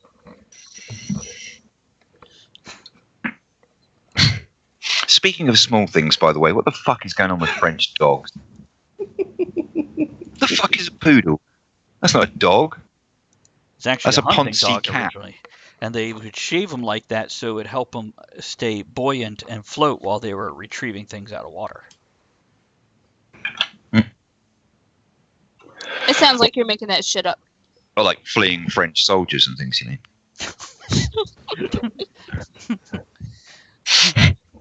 It gave them wider hips for having sex.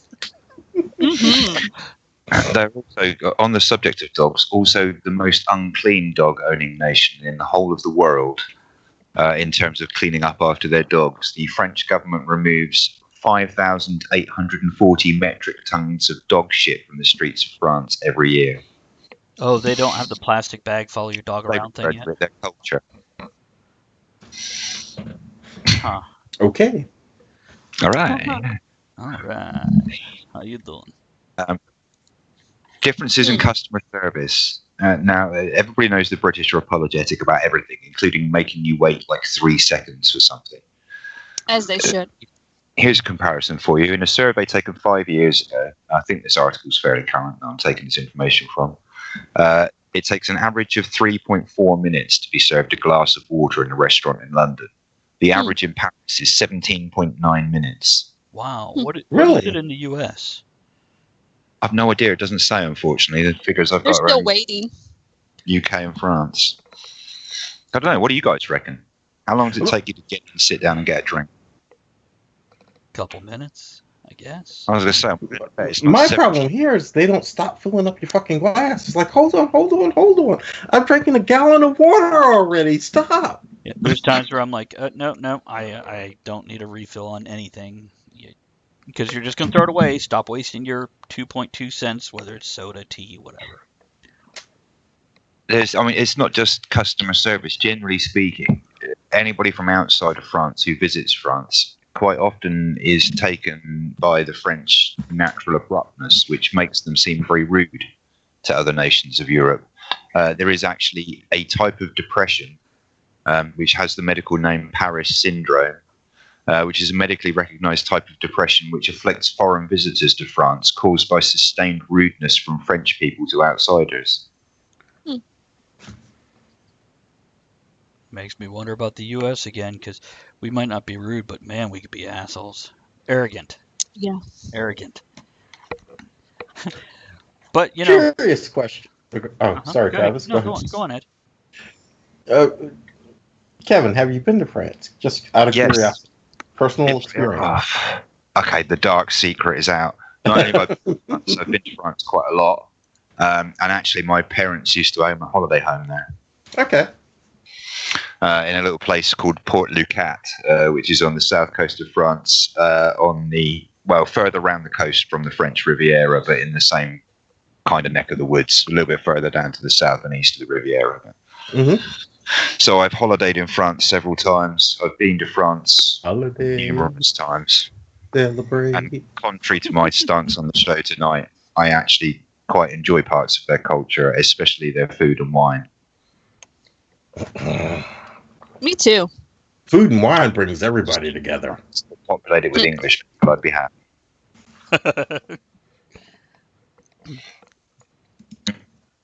So I'm just still curious what happened that made everybody pick on the French. Now I realize it was something, what was it, just 15, 20 years ago something happened.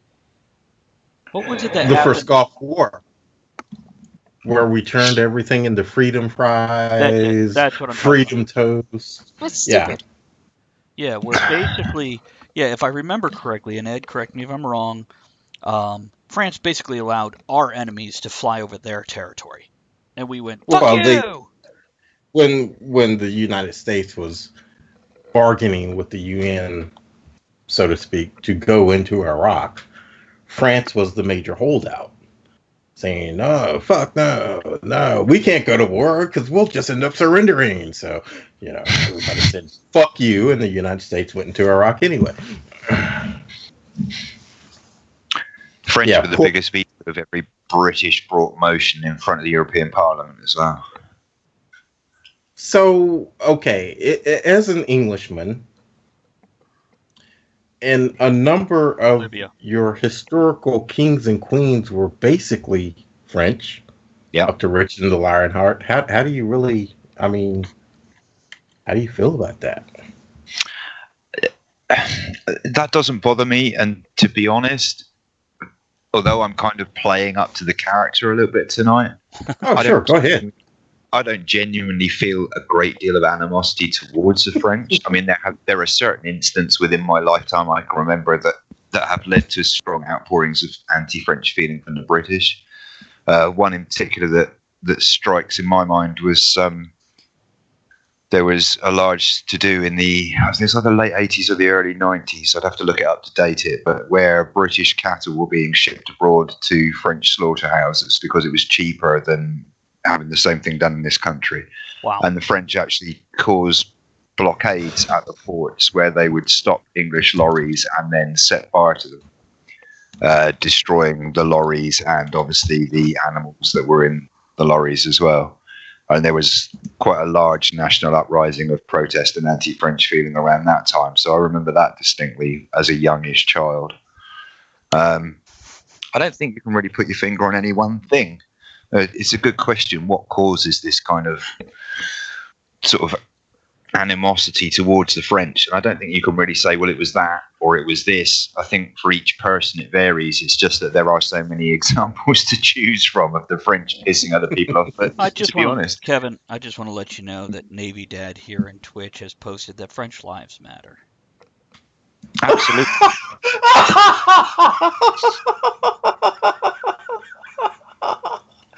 Fuck off, Bob. And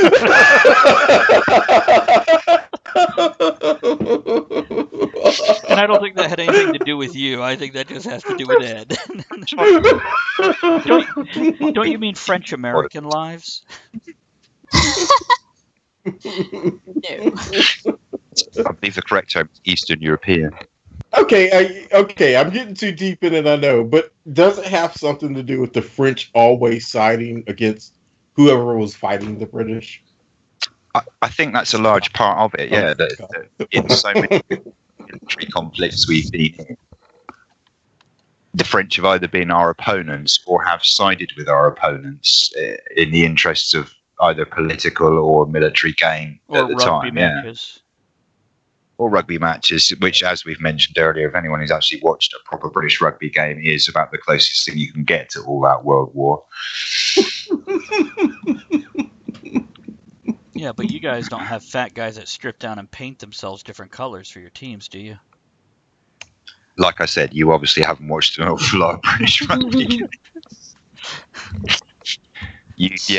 A great many highly distended St George crosses, because they've been painted over large tubby bellies. Okay, in the last 15 minutes, it looks like Navy Dad here is mentioning good things by the French, like French mustard, which I think he means French is mustard, and the 70s TV star Mr. French. That affront to anybody who likes the fire and kick of some proper mustard, by which I mean Coleman's English mustard. They have good museums. They I do. mean, have you seen French mustard? It looks like freshly squeezed diarrhea. I'm not spreading that in my Oh my sandwich. god. Kevin. Pardon me. They- May they- I have a they- little grape bond? They did invent tongue kissing. Yeah. I don't know if that's good or not. It's like, I don't know. Well, it was rough greeting my grandmother for a while, but after that it was okay. Okay. Wow.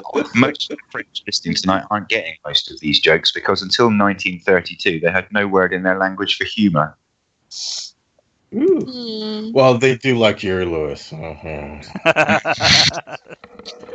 I have a song by Weird Al called Genius in France, but it's an 8-minute song, so I couldn't put it on tonight's show. Ah, Yeah, but that's it a shame. does mention that, they like me more than Jerry Lewis. So. There is actually evidence to support the British sentiment that the French should just stick it up their arse, because according to the facts in front of me, the French take more suppositories than the rest of Europe combined. Oh, wow. In the year 2006, Who did that they study? shoved 235 tons of pharmaceuticals up themselves, which weight-wise is the equivalent of 1,850 Gerard Depardieu's.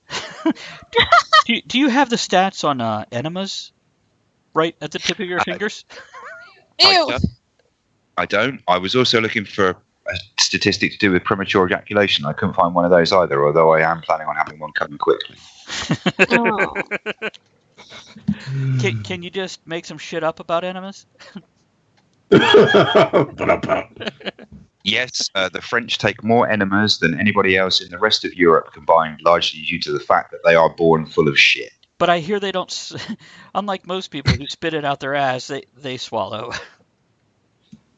No, it generally tends to spew forth from their mouth from the moment they're born until the moment an Englishman shoots them. Mm. So when was the Speaking last war between England and France? As a chef, here's one of the things that really messes with my brain in terms of do I like the French or do I hate them? Foie gras. Oh, yeah. Now, has anyone ever tried I have. foie gras patty? It is the most incredible thing in the world. It's incredibly- It's a flavor like no other. It's very delicious. Till you know what it is, and you're kind of like, well, it's really... This is what I was going to say. Is that on the one hand, as a chef and a lover of food and flavors, I was entranced the first time I tried foie gras. It's melt in the mouth, deliciously gorgeous. It's phenomenal. Such an incredibly concentrated, powerful flavor. I absolutely love it as a food. But as an animal lover, as those of you who listen to the show would realise by now, I detest gavage, which is the force feeding of geese and ducks in order to artificially fatten the liver to produce foie gras, which is in Or a sense, Americans, the force feeding of Americans. Well, you say force feeding. I don't see many people doing any forcing, Travis. Well, it's subliminal for McDonald's. Oh, it's a subliminal forcing. It is. Damn that subliminal forcing. Yeah. There is actually a burgeoning small movement within the British catering trade that's found a new way of producing foie gras without force feeding the birds.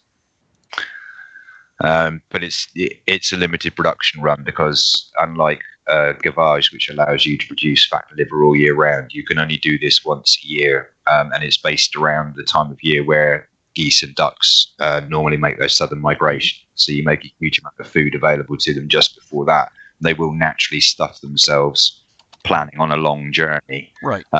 But they'll do it at their own pace via their own appetite rather than having a funnel rammed down their throat and having feed forcibly forced into their stomach.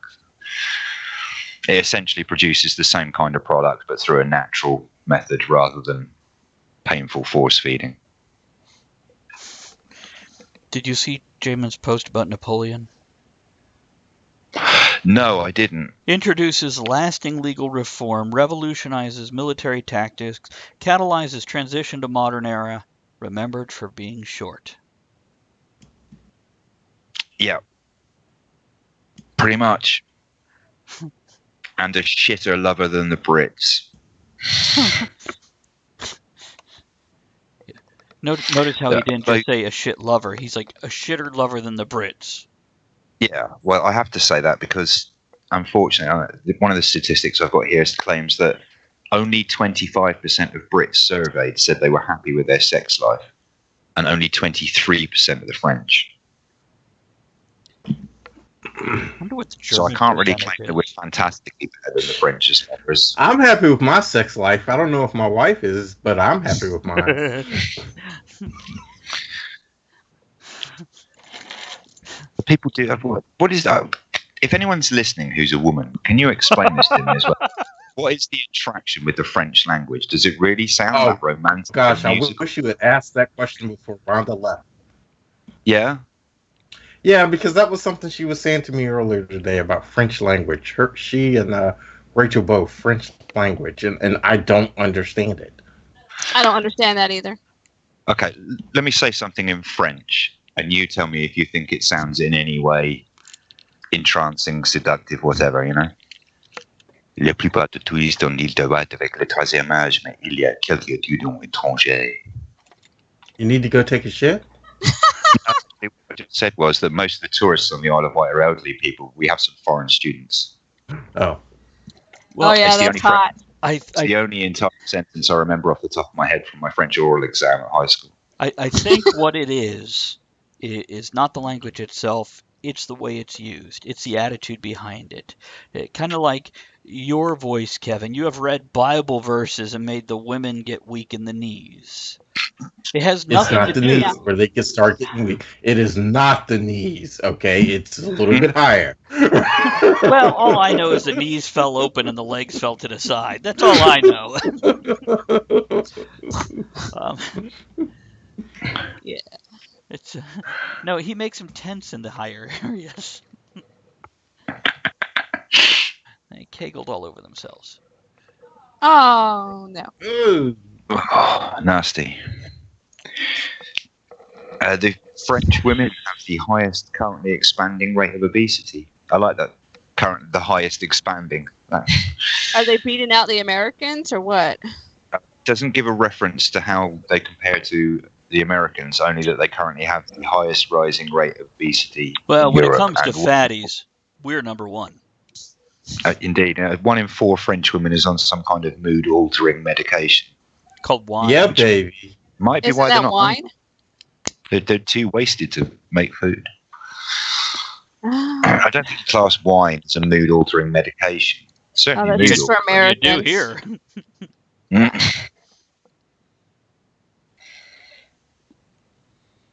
See, I mentioned Gerard Depardieu earlier. He was once quoted in 2005 that he was leaving France because, and I quote, "Only the British understand me. They have a great sense of humour. It is the French who are cretins." Okay. They're coming back to catering again. As of the 2005 Michelin Guide, the French had 26 three-star restaurants. The UK had 3. Now, obviously, we're a smaller country, and I'd just like to state at this point that obviously there's absolutely no bias involved in the fact that the Michelin Guide is an entirely French-owned and produced publication. By the way, Janine has joined us, and she has posted in Facebook here. My boyfriend told me that he could read an IKEA instruction book to me in French or Italian, and I'd buy it. It's true. Yeah, I assume that,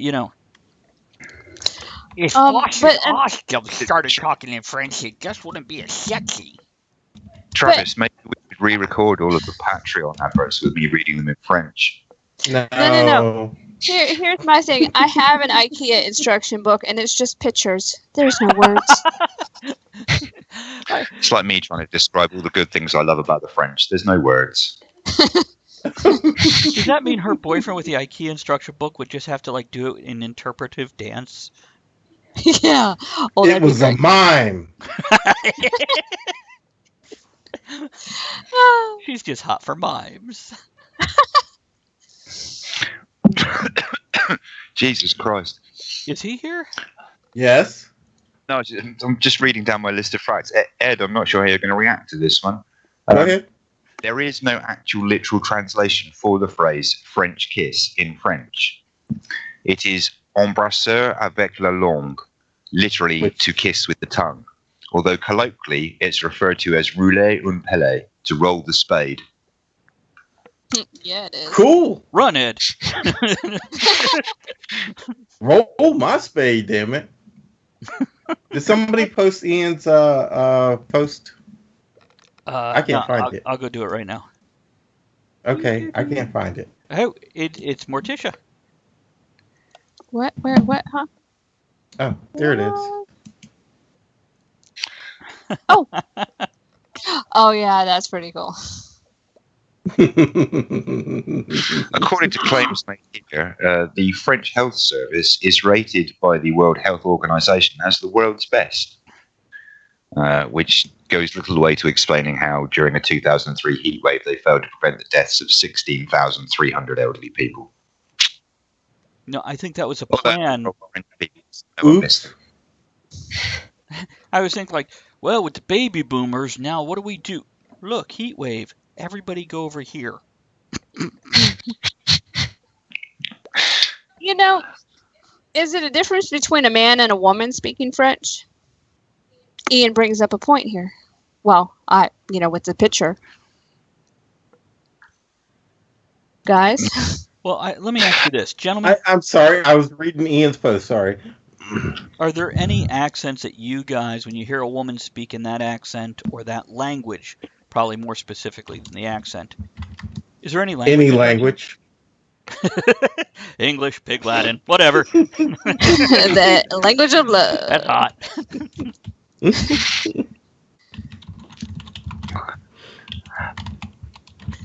Oh my goodness.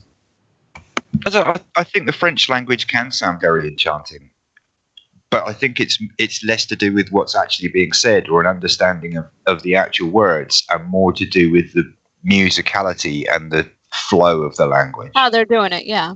Yeah, it's almost, I hesitate to use the phrase musical, but it is in a sense. There's a certain rise and fall in the meter that adds almost like a kind of musical sense to the voice. I think it's just one of those languages that due to the construct of its words and the way they're put together, it sounds appealing to a multitude of different social backgrounds. This is like the vocal equivalent of, it's not the size, it's how you use it. Yeah. Yeah. Which is just as well when you consider Napoleon. Ooh la la, For me, croissant, seriously though. Mhm. For me, seriously though, it's Irish. Whenever I hear a woman speaking in an Irish accent, oh my God. Yeah. Especially a soft and southern Irish accent. Yes. No, the old fishwife harpy at the doorstep, berating her broken husband. That's fucking hot. The actual details are in another list I've got, and I'll try and find it in a minute for the exact facts. But about 16 or 18% of the population of the Bastille when it was stormed were Irish. One guy, because there was only about 7 or 8 prisoners in the Bastille. The prisoner in there was an Irish. Hold that thought. Let's go into our third hour. So we'll do the intro, and then we're actually going to be playing some Frenchie and the Punk with Yes, I'm French. We'll be right back. Nice. Okay. Now, we still got Twitch watchers, so what? Hey, what?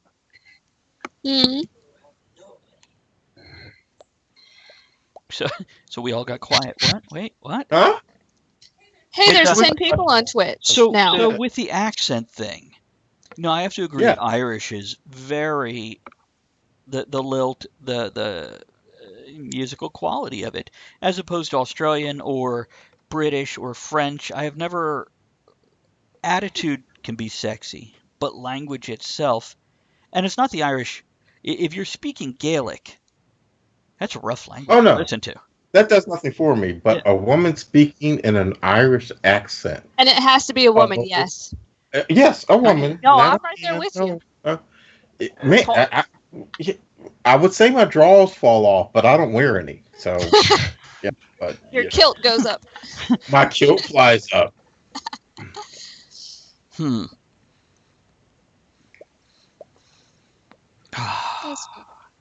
Good times. Oh, so let's see who we do still have here.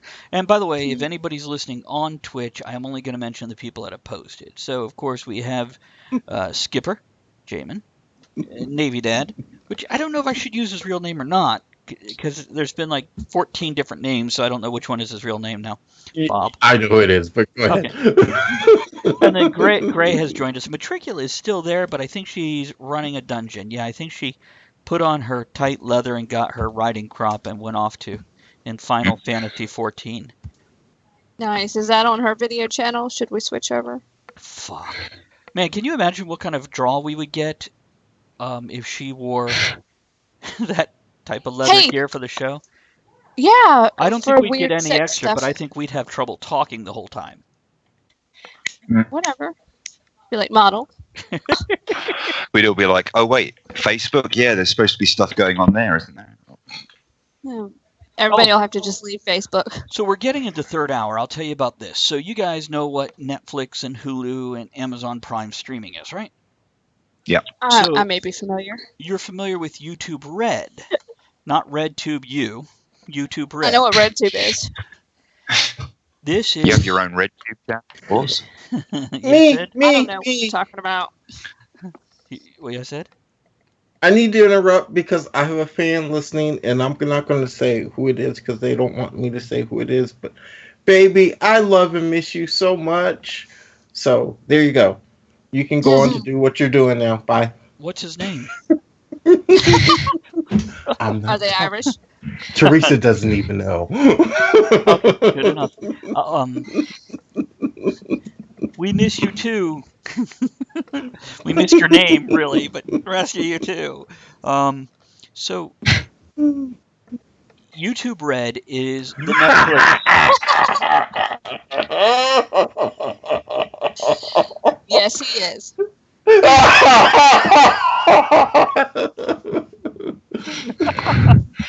Oh, God. Oh, did it block the word fag? See, it's okay when it refers to a cigarette. That's the right.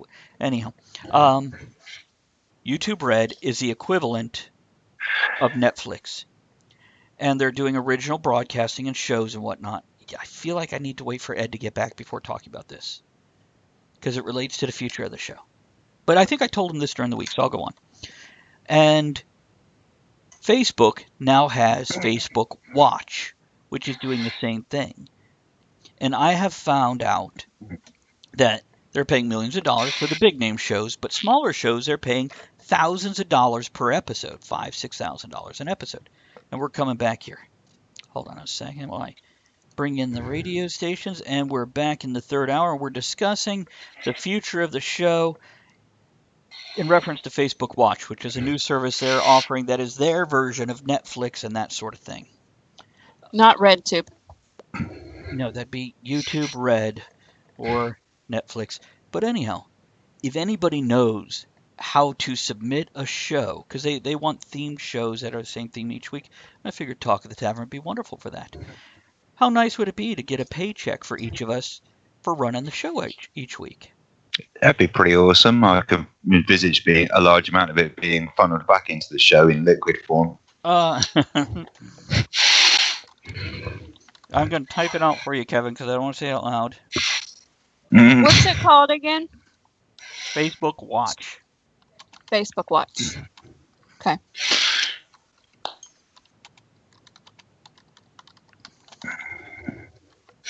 I'm going to see about that. Everybody's kind of quiet. There we go. So there you go. I sent it in our super secret Facebook message group. Kevin could see that. Super secret. And let's see. Navy Dad says he loves the Brits. Not long ago, they were the only country to pay off its World War II debt to the USA. Hey, Bob, since you know that type of stuff, did we pay off all our World War II debt yet? I'm curious. Probably not. I don't know. Americans aren't known for financial and fiscal responsibility. Of course, I could at this point bring up the Treaty of Versailles. Because and different historians will give different points of view here. So there may be one or two people who will leap down my throat and want to correct me on this. But essentially speaking, the general point of view after the First World War was that the stance taken by both Britain and the USA was one where obviously they wanted Germany to answer for its actions during the war, but they wanted to avoid imposing restrictions or penalties on Germany that were so harsh that they increased the chance of a further outbreak of conflict. The French were the ones who pushed so hard for the enormous financial reparations from Germany, essentially because they were most in danger of another outbreak of hostilities. They wanted Germany essentially financially crippled to the point where it was incapable of waging war again for some significant amount of time. Right. Those harsh financial impositions on Germany actually led to exactly what England and the USA were afraid of, which was a massive uprising of outrage from the common German citizen about the amount of money involved and the crippling damage that had on Germany as a country post World War One, which made it so easy for Hitler to play upon that vein of sentiment when he began refusing to pay Germany's financial reparations for World War One in the build-up to what eventually became World War Two. So essentially, you could theoretically argue that that was the French's fault. By the way, Bob says you are correct. To which thing? To us not paying off our debts, to us paying off debts, or to what Kevin just said? This is true because, we struggle sometimes to match comments to things we've said, mainly because we gabble a lot of shit. So. Or I certainly do. USA needs something similar to Japan. What, a workforce? What did I miss? Asian people. A high suicide rate? Or is that China? Good quality anime. Hentai. Tentacle porn. Yeah. It is the third hour after all. Let's get some tentacle porn all up in here. By the way, out of curiosity, what's the tax rate in America? Be more specific. You talk about A our... lot. Okay, right. What amount or what percentage of taxes do your employers pay in comparison to your salary? Roughly. Here's what I know. I get 20 to 25% of my check taken out in taxes. Okay, so about 25%, let's say, for all your collective taxes. Yeah? But no, because then there's the taxes on the food and the gas and the cigarettes and our personal property taxes. Okay, right. So right, yeah. over a year, but directly from your wage packet. About 20 to 25%. But over a year, we pay more than 50% in taxes of our income leaves. Ed, you're muted. Okay, in France, the employer pays taxes equal to 48% of the employee's salary. Oh my God. Which means that they actually take on far fewer people, and their unemployment rate has hovered above 10% for over a decade. I think we just hit like 5.1% or something. Yeah, it's been over 10% for over a decade in France. We're actually doing relatively well in that. Now, a lot of us are underemployed, but first world problems. Okay. Yeah, there's that. This is true. Hey, you know what else stinks? The French. 40% of French men and 25% of French women do not change their underwear on a daily basis. I've heard Oh that. my God. Well, but I don't either. Well, You don't wear them, so. Oh, you don't wear there. any. Okay. Yeah, you're disqualified, Ed. And only 47% of them bathe every day. Yeah. That I read recently, and I was like flabbergasted. Whereas the Brits can be incredibly proud that 70% of us bathe every day. Jeez. Really? Big up to the 30% keeping it British. I wonder if there's. I wonder if like 90% of that 30% is between the ages of 15 and 27. Could be. Yeah, I'd say if you broke it down into an age demographic, you'd probably find that was highly likely. Yeah. Yeah, because I think after a certain point, you're like, "Ew, I'm dirty. I need to be cleaner." Since we're in the third hour as well, and another one of those things where I'm kind of torn over how I feel about this. The French obviously invented sadism. Yeah, Marquis de Sade. Okay, explain. Explain what? How they invented it? Mhm. Marquis de Sade. Yeah, I'm not saying that you can say just because the Marquis de Sade, the French essentially invented They sadism. Certainly, popularized it. yeah, that's exactly what I was going to say. They very much, especially through the writings of de Sade, brought it into the wider spotlight of public criticism. Let's put it that way. Or I've interest. no doubt that sadism had existed way back into the annals of time, long before France's borders were ever drawn up. But certainly, that subset of society in France was the first to be so open about its practices, and especially with high public figures like the Marquis de Sade publishing material that the common man could read with regard to those practices. Now, you want to hear something horrible? Go on. So, 50 Shades of Grey is the modern equivalent of the Marquis de Sade. You want to hear something horrible? Yeah. That's bullshit. I'm just saying that was written for the common person to be able to relate to it. Yeah, but the Marquis de Sade's writings were actually about what BDSM is genuinely like, whereas 50 Shades of Grey is Hollywood's That interpretation is of how what we disseminate information now. I'm not saying it's right. I'm just saying this is how our culture has gone. I mean, we're into the third hour, and I know we've got other stuff to talk about. So there's one point I want to get over Continue. about the French before my list of things that I can hate them for begin to run out. After 1,000 years of antipathy between France and England, you guys know who Nicolas Sarkozy was? I do not. He's the French. It still was until recently the French president. Okay. In his 2006 autobiography, he was quoted as saying, "The standard of life of the British is higher than that of the French." So it only took them 1,000 years, but they finally admitted we're better. Well, not all of them. Just one guy who leaves them. By the way, yeah, go ahead. Go ahead. I go ahead. was just going to read Twitch comments here. Referring back to the underwear thing, Navy Dad says underwear is good for at least 2 days. Yeah, turn it inside out, right? No. So I did. I love you, man. 50 Shades, and I misread it at first. At first I thought it said 50 Shades is for the dicks, but it actually says 50 Shades is for the chicks. I would agree with this statement either way. Somebody, I don't know if it was on here earlier or if it was in response to one of us posting the event.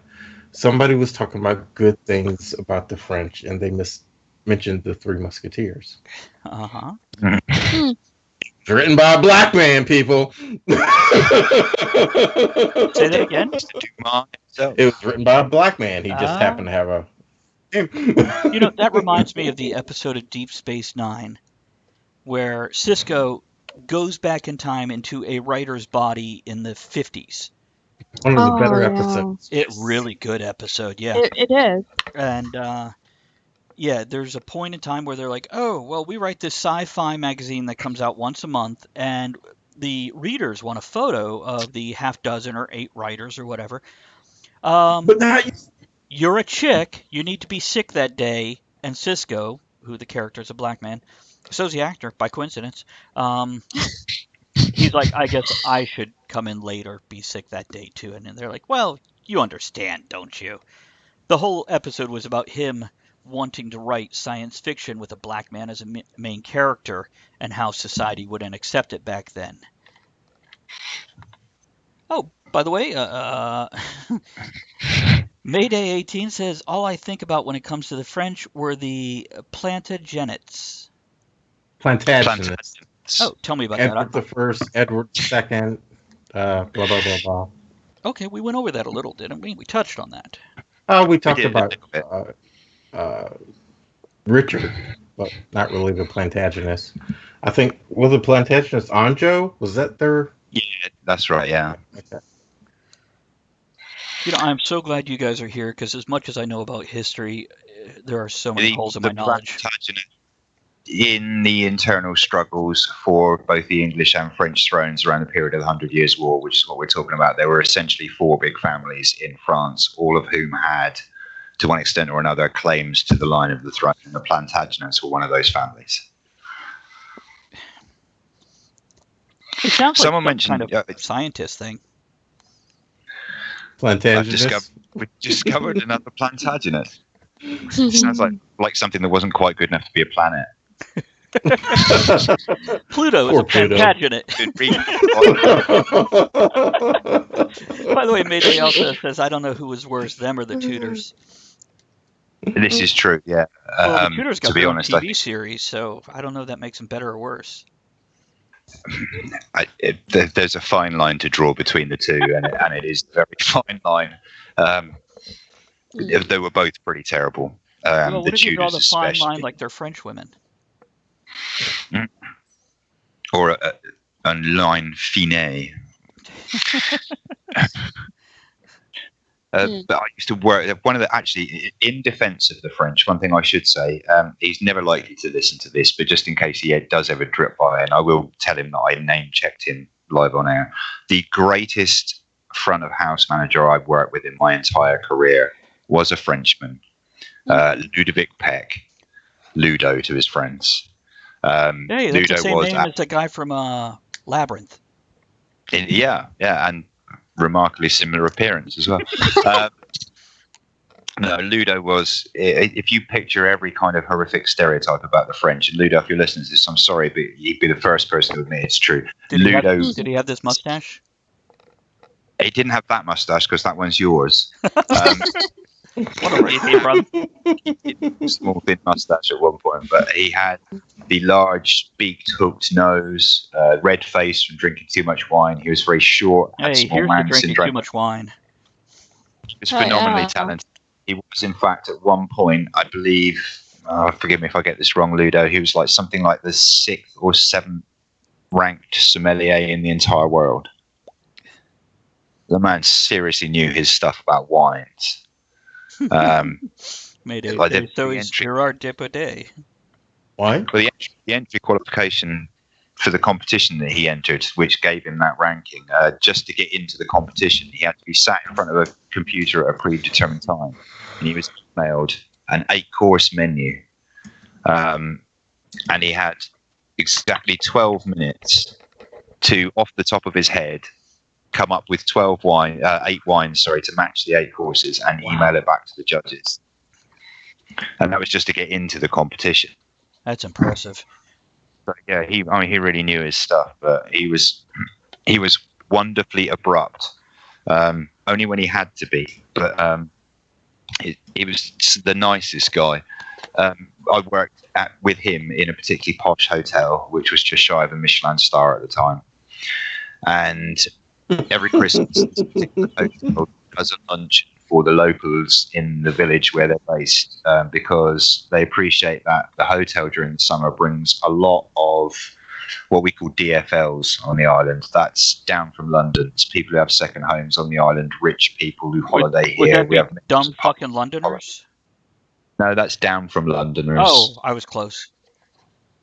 But they hold a dinner every Christmas anyway, to say thank you for putting up with all the DFLs flooding your village during the summer, and we appreciate that the locals actually what keep us going during the winter and the quieter months. So they do a discounted Christmas dinner where it's all the trimmings at that particular level, and they charge a nominal £7. Oh, nice. For just 3 courses, and it literally just covers the costs, or some of the costs anyway. Now, there is a 20% discount scheme available for loyal customers. You can subscribe to a scheme that gives you one of these loyalty cards. And a guy came up and tried to use his loyalty card to get a 20% discount off of his £7 Christmas dinner. And in front of the entire restaurant, Ludo just looked down at the card, looked up into his face, looked down at the card again, and as loud as possible as voice in front of the entire village who knew this guy went, "I am sorry, sir, we are not accepting the fucking cheapskate card today." Nice. I have, you know what, we got to go into a song here, but we'll talk about this on Twitch while the song's playing. Yes, Ed? Really quick, May the 18th says that your Ludo sounds like Gerard Depardieu. But the current Gerard Depardieu. Right, the current. Yeah. Here's the He was dread an awesome crew of Oddwood. Okay, let's keep talking. So, Kevin, I'm curious. If you walked into a, not the Gerard Depardieu from The Holiday, and Navy Dad says the best French movie of all times, 1971, The French Connection with Gene Hackman. Have not seen it, oddly enough. But so, Kevin, could you walk into a good French restaurant, not, a poor imitation, and be comfortable and order and get wine with your meal, etc.? Yeah, I'm sure at some points my accent and my pronunciation would be laughed at, but I'm passable enough in French that I can get by, order food and drinks, ask for basic directions. I think most people, if you make a reasonable effort, not like, I want the fargoire, but, even me saying fuck Enough you. French that I stumble over much of the pronunciation, let's put it that way, yeah. I can't say I'd be faultless, but I would certainly have a more passable attempt at it than most Englishmen, I think. But I'm not talking about your pronunciation or whatever. You're comfortable with the menu, with the wines, with the knowledge of the food and the pairings, etc. Yeah, very much so, yeah. And do you order a different wine with the appetizer, with the meal, and with the dessert? Only if I'm really pushing the boat out. If you can afford it that day, do you do that? If I can afford it, then I will do, yes. Yeah, I'm not talking about financial. Although, Gray, you have a good night, buddy. Go ahead. Oh, you leave. Oh, night, Gray. Thanks for joining us. In. Take care. My knowledge of wine is enough that I can pick something to match pretty much, but I would still defer to the opinion of a sommelier because ultimately that's what they're trained in. Okay, and the sommelier is? Sommelier is a wine waiter. Oh, so you have a separate waiter for wine. See, that would confuse me. I'd be like, you want to do what?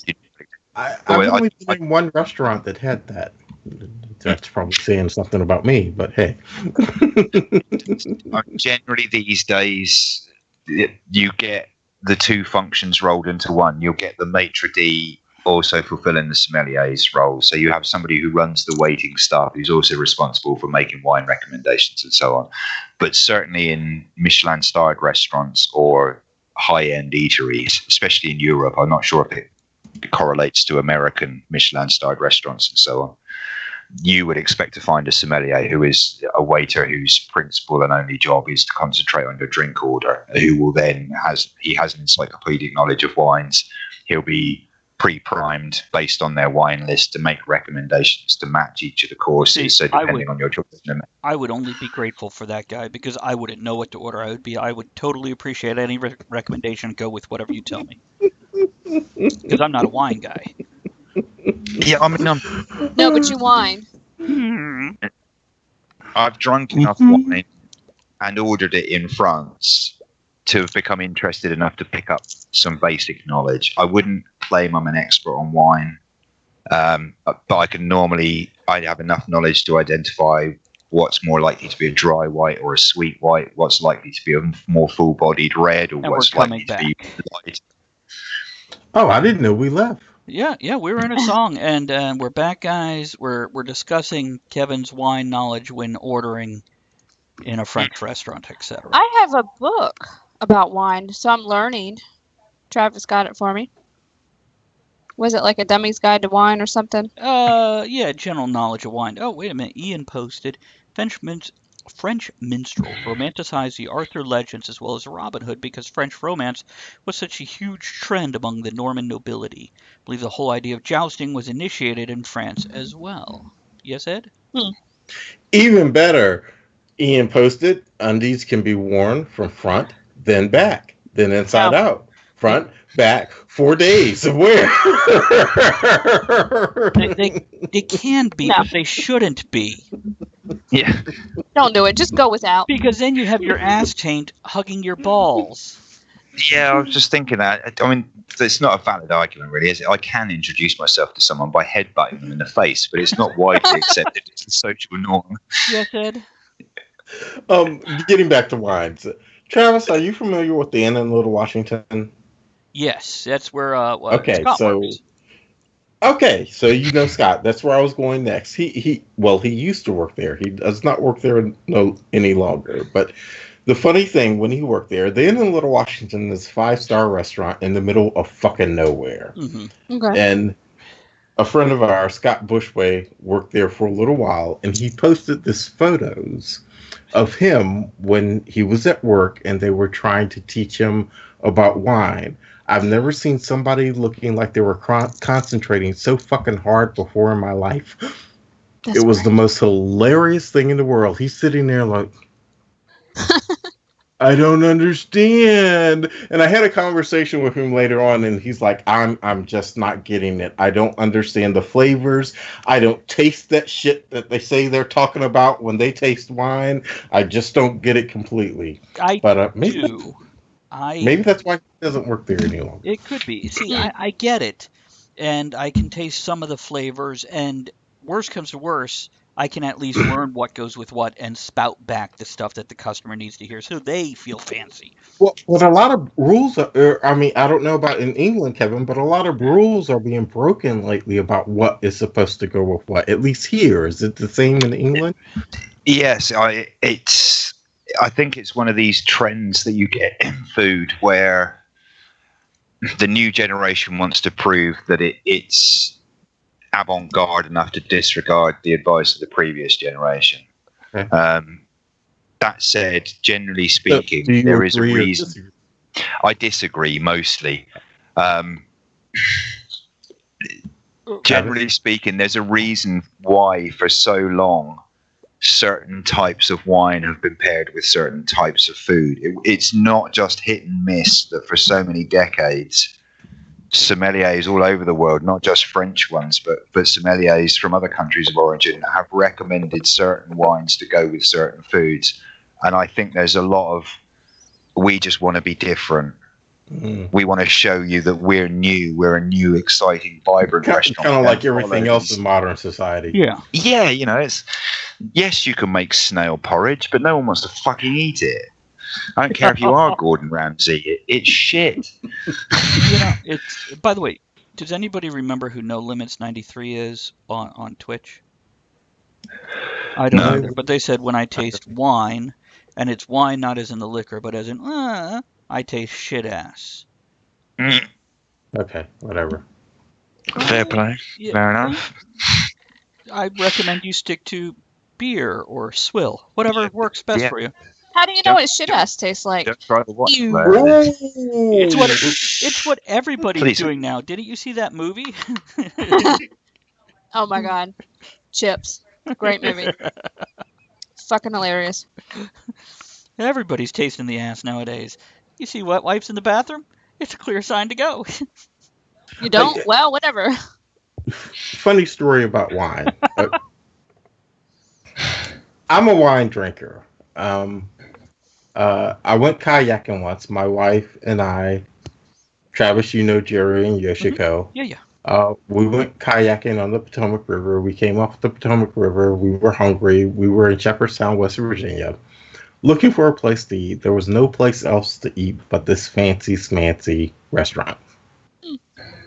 We're in our kayaking clothes. We walk up. Will you seat us? We will sit outside.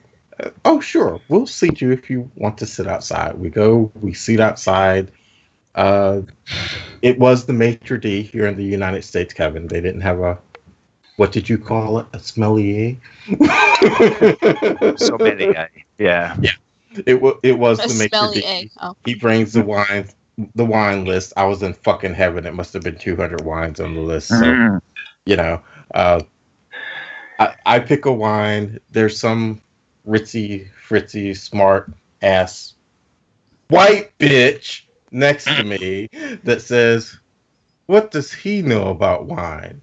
My wife turns around and looks at her and says, he's the only one at the fucking table that drinks wine.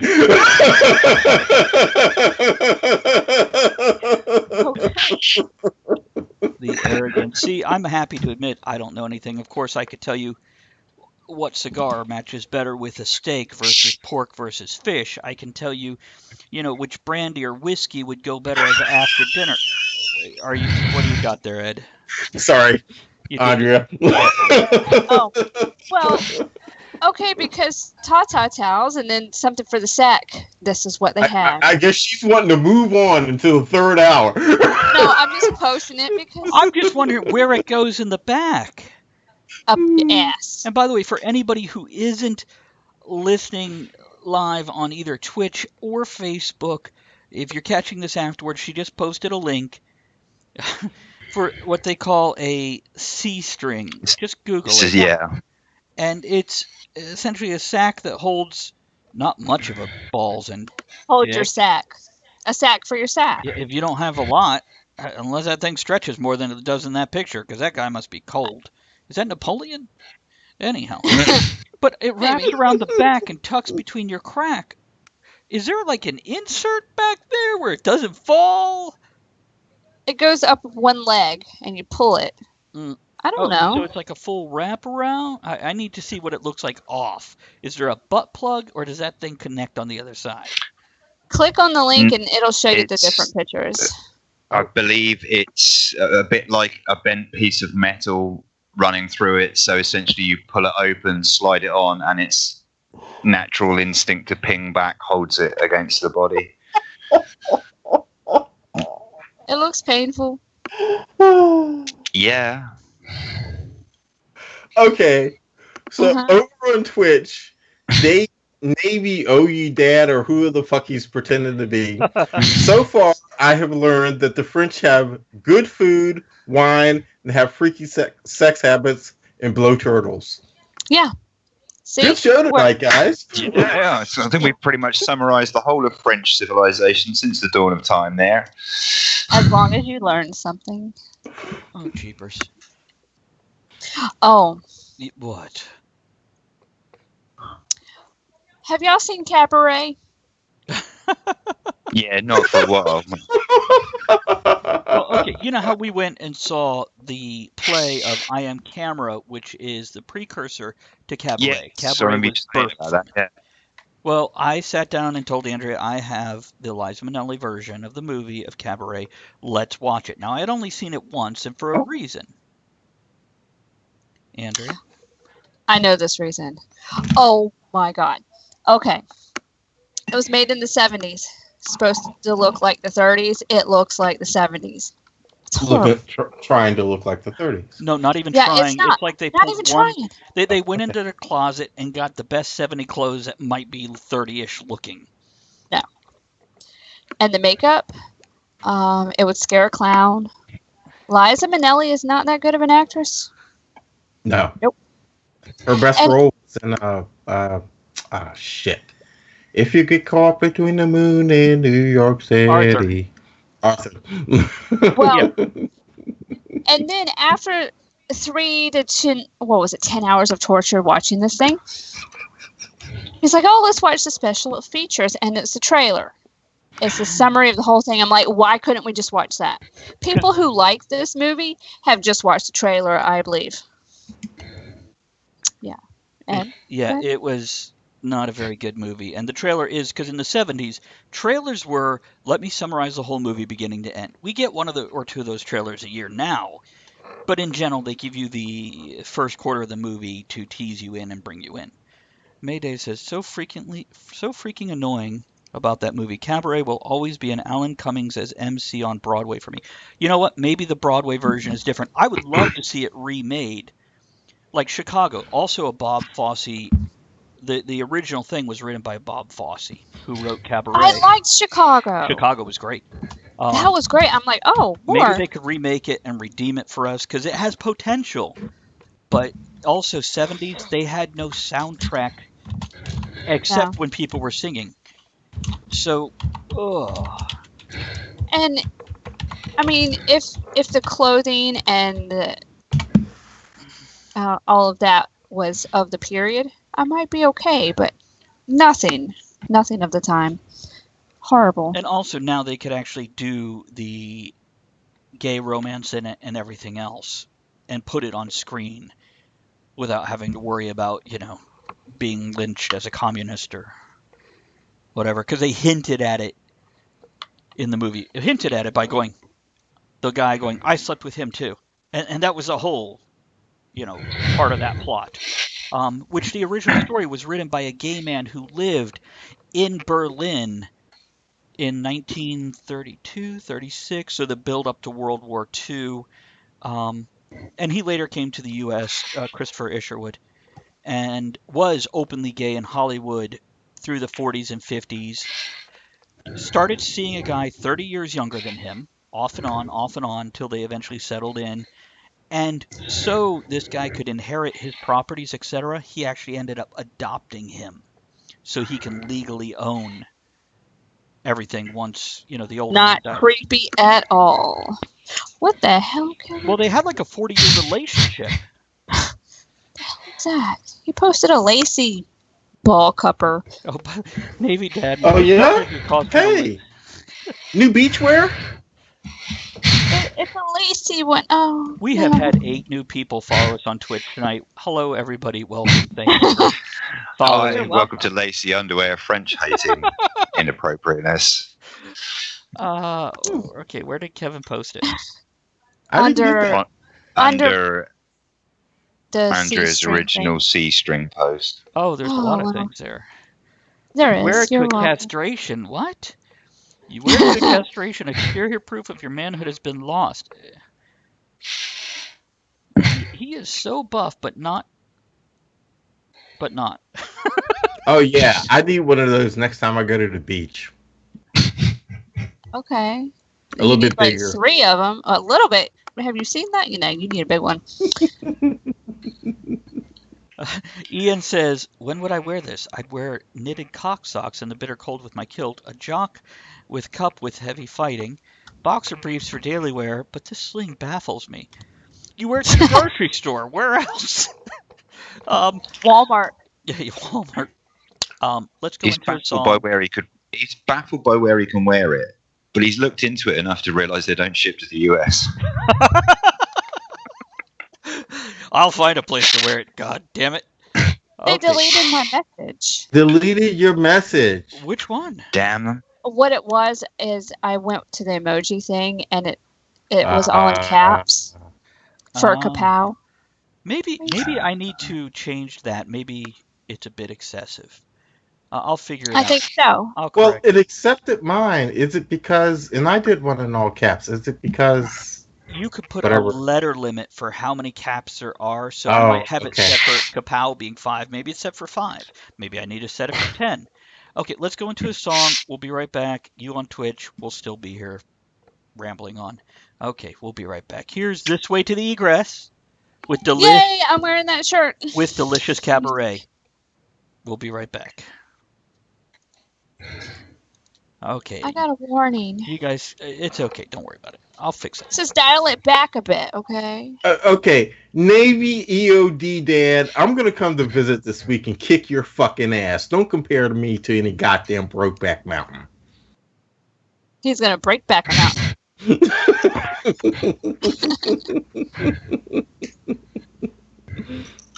I've been timed out. I can't type for a while because of... Aww. That's stupid. Bring it. I love you, man. All night long.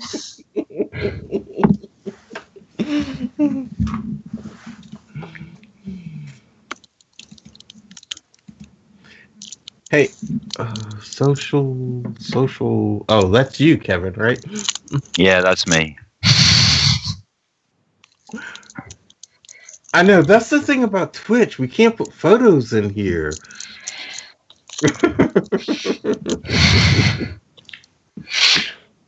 Yeah, you can't just tease a man like that, Victoria. Come on. Yeah, baby. All tease, no please. If there's no photos, then it didn't happen. Yeah. Send nudes for science.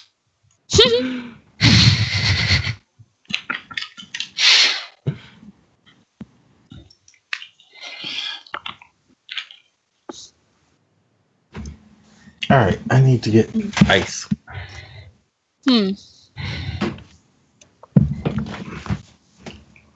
But not vanilla ice.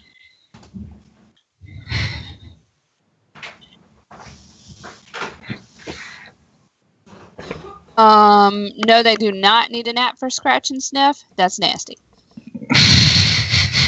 Are we back to the underwear thing?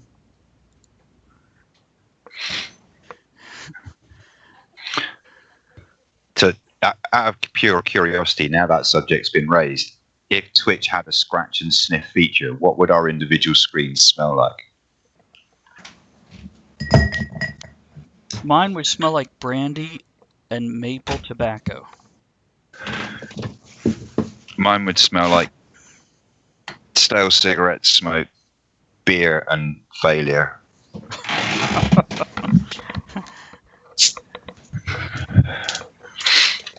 Which, by the way, anybody listening on Twitch, for the people that support me, I am willing to take a 600 by 600 JPEG from you and put it in the slideshow that's on the side of Twitch here.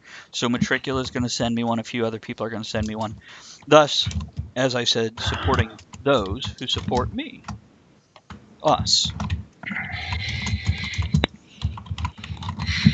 That you should use that line to try and convince the Tartar Towel people to send us some Talk of the Tavern Tartar Towels. Supporting the people who support us. Long as we're not doing it with the sling. Hey, you know the Tata Towel thing, they could send it to us and we could promote breast cancer awareness. Or That's good. Breast awareness. Yeah, I like that. Breast. I have two, I'm aware of Hoops them. and cigars. Who's McIntyre? Mutual friend. Oh, okay. That wasn't to us then, that was to them. Okay. So, Yeah. I'm curious here. We got a minute left. Kevin said, what comment did I miss by Victoria?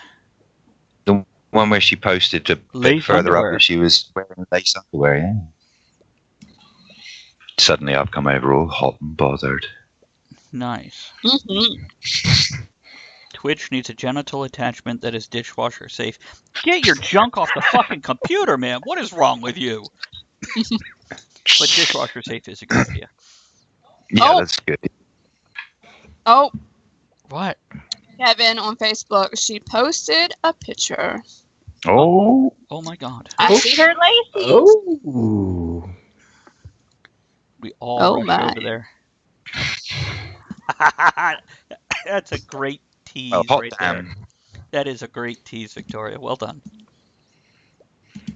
And we've got 15 seconds. 10 seconds, we're coming back. 15 seconds, that should be long enough.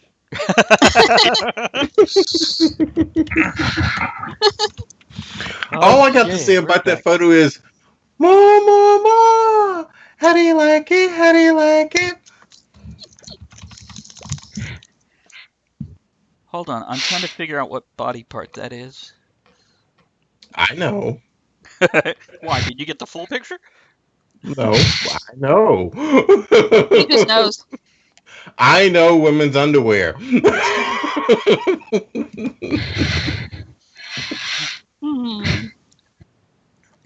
So 3 of us have clicked love.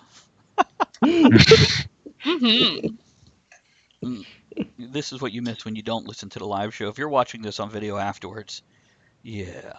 Tune in next week. Hold on, somebody's typing. Hold the phone. It's us. Carry on.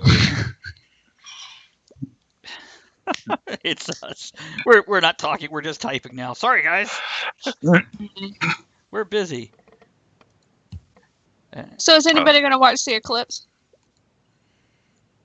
No. I hadn't realised Ed was scheduled to take his pants off. Okay. Oh, wow. Wait a minute. Jamin What? just said, I will finally be able to support soon. Not that anyone was trying to pressure me, just wishing I could. I finally won my disability case after 3.5 years. Jamin, You Yes. go. Oh, awesome. Nice, absolutely. Yes. Jamin. Man. Yes. Yeah, We're Celebrate. yeah, there we Celebrate. go.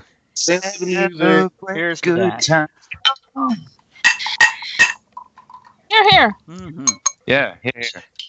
So, Jamin, we're not worried about you supporting us. Not that we will ever have a problem if you do.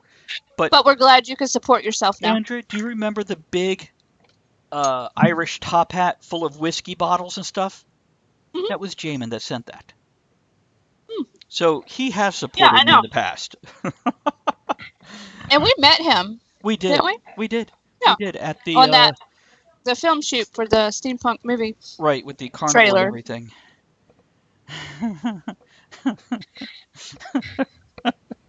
Mm. Oh my God.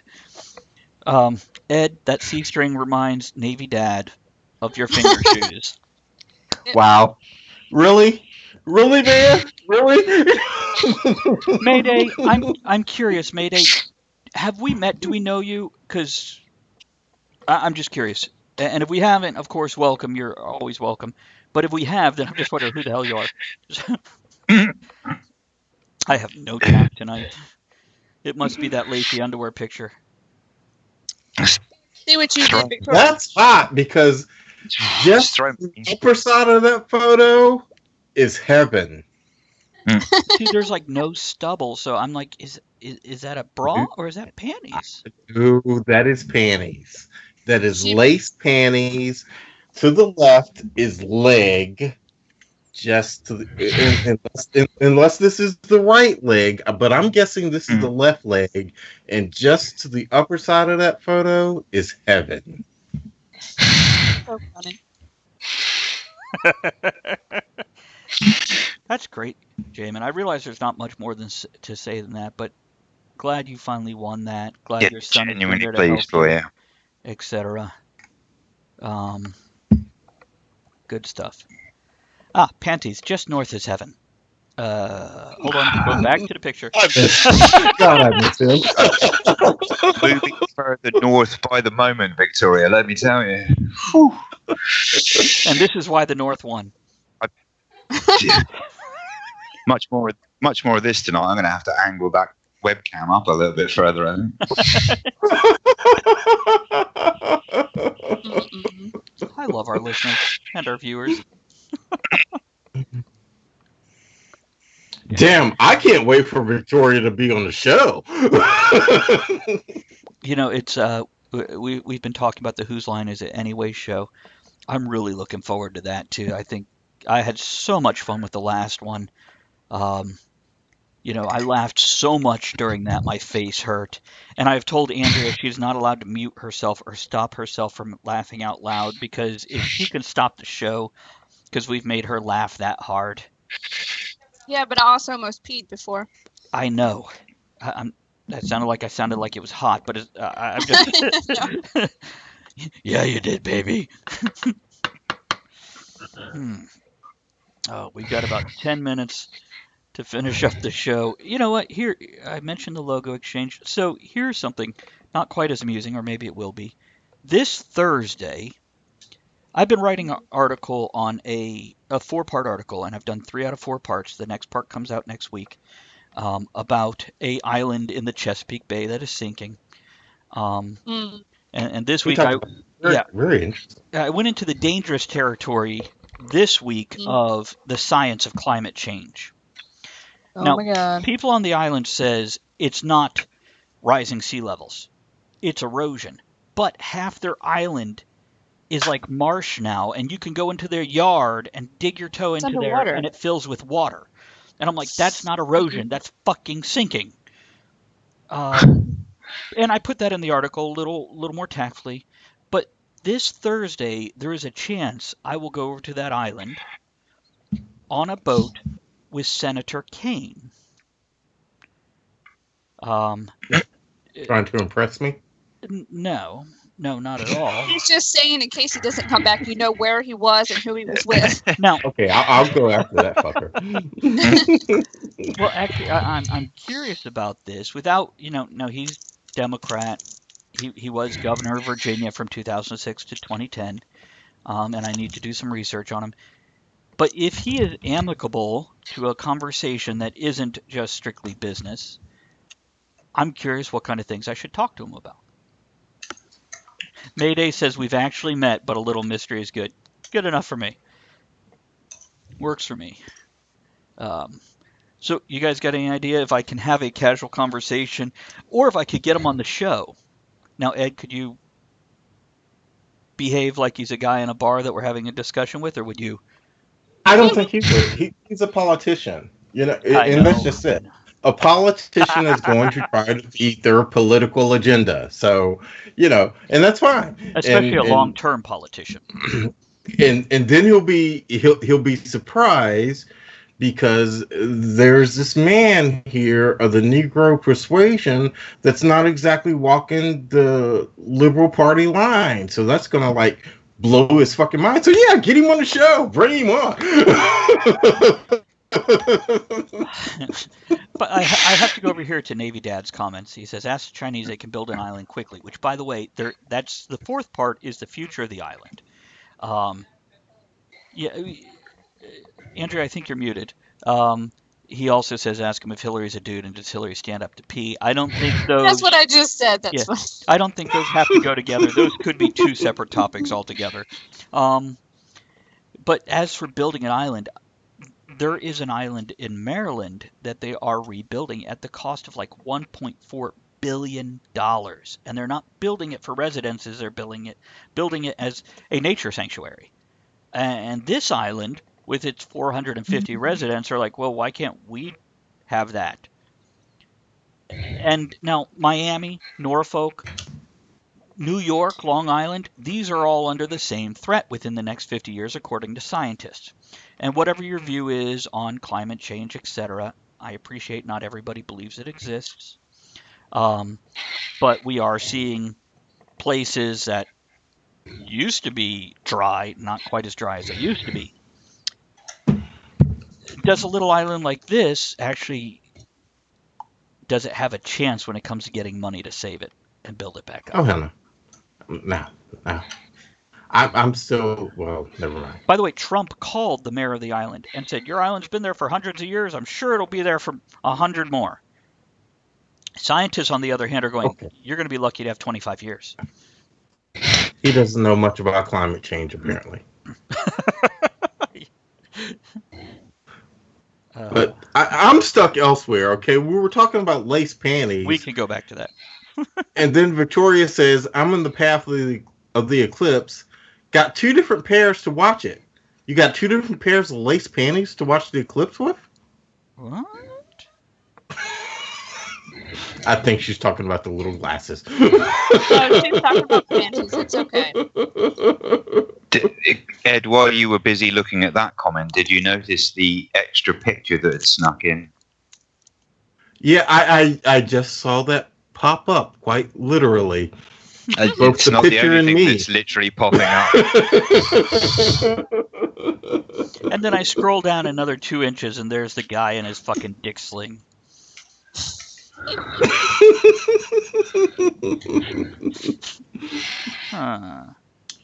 Red and black lace. Love it. I feel that fair exchange is no robbery. So, Victoria, I'm assuming you're still watching on Twitch. So, Oh no, they're going to shut us down. Yeah, we got to be careful with that, Kevin, because of Twitch. with what? With what? Nothing happened. I don't know what you're on about. If you wear tassel pasties, then they can't say anything.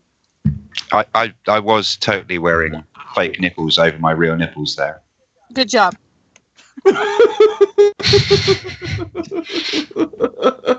It looks fuzzy on my end, so It's looking increasingly fuzzy on my end. Oh, what is next week's show, by the way? August. Do it again. It froze. Yeah.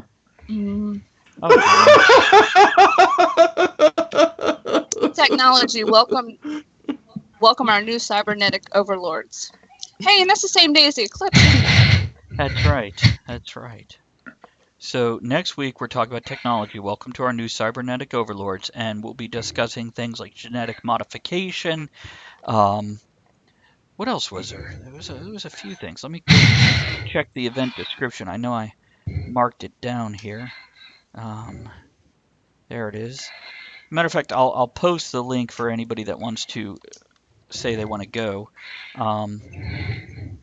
Let's see here. Discussing advancements such as genetic modification, microchips, and wearable tech, and all the great and scary implications they represent. So we'll just put that in case anybody listening wants to join. There's no banner for it yet. And I'll even throw it over here. I know, I'm working on it. Throw it over here in Twitch in case you guys on Twitch want to click that you're going to the Facebook event so you get a reminder to jump in on Monday. Yeah. Travis, real quick, with Victoria's latest photo, when you can't afford models, you use your own parts for book covers. Maybe you should start doing that. Yeah. How do you know he hasn't? Maybe she should release more books. Because I don't want to do a whole book that's just a short story. Oh, okay. I tried to help. I don't know how good I'd look in a lacy bustier there. We can find out. Not as good as I do. The Countess says I have to rewatch. Challenge accepted.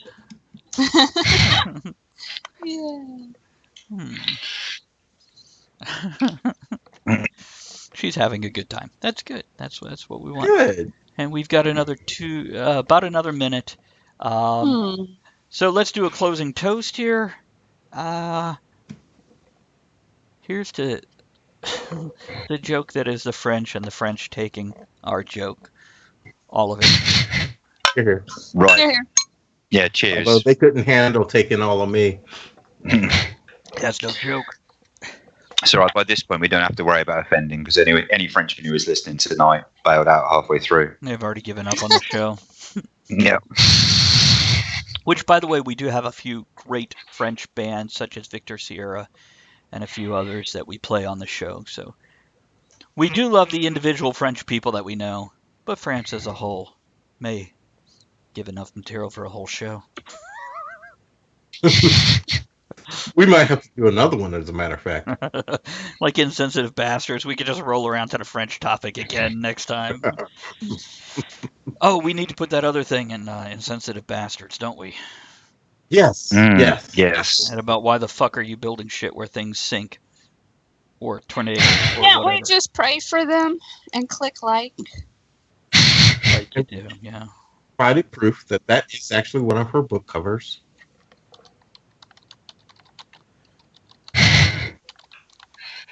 Okay, there we go. I added that. Okay, what else we got here? We can shut that down. We're about to wrap this up. You guys have a great week, and we will catch you next week. Goodbye, everyone. Good night, everyone. Good night, everyone. Have a great We'll see. life. Okay. And for all you folks on Twitch and YouTube, or if you're watching on YouTube, don't forget to go below in the comments, grab a free book, subscribe to the channel, and let us know what you thought about the show. I mean, we can't respond live, but I can respond. So, okay, good night, Twitch and YouTube. Night. Goodbye, everyone.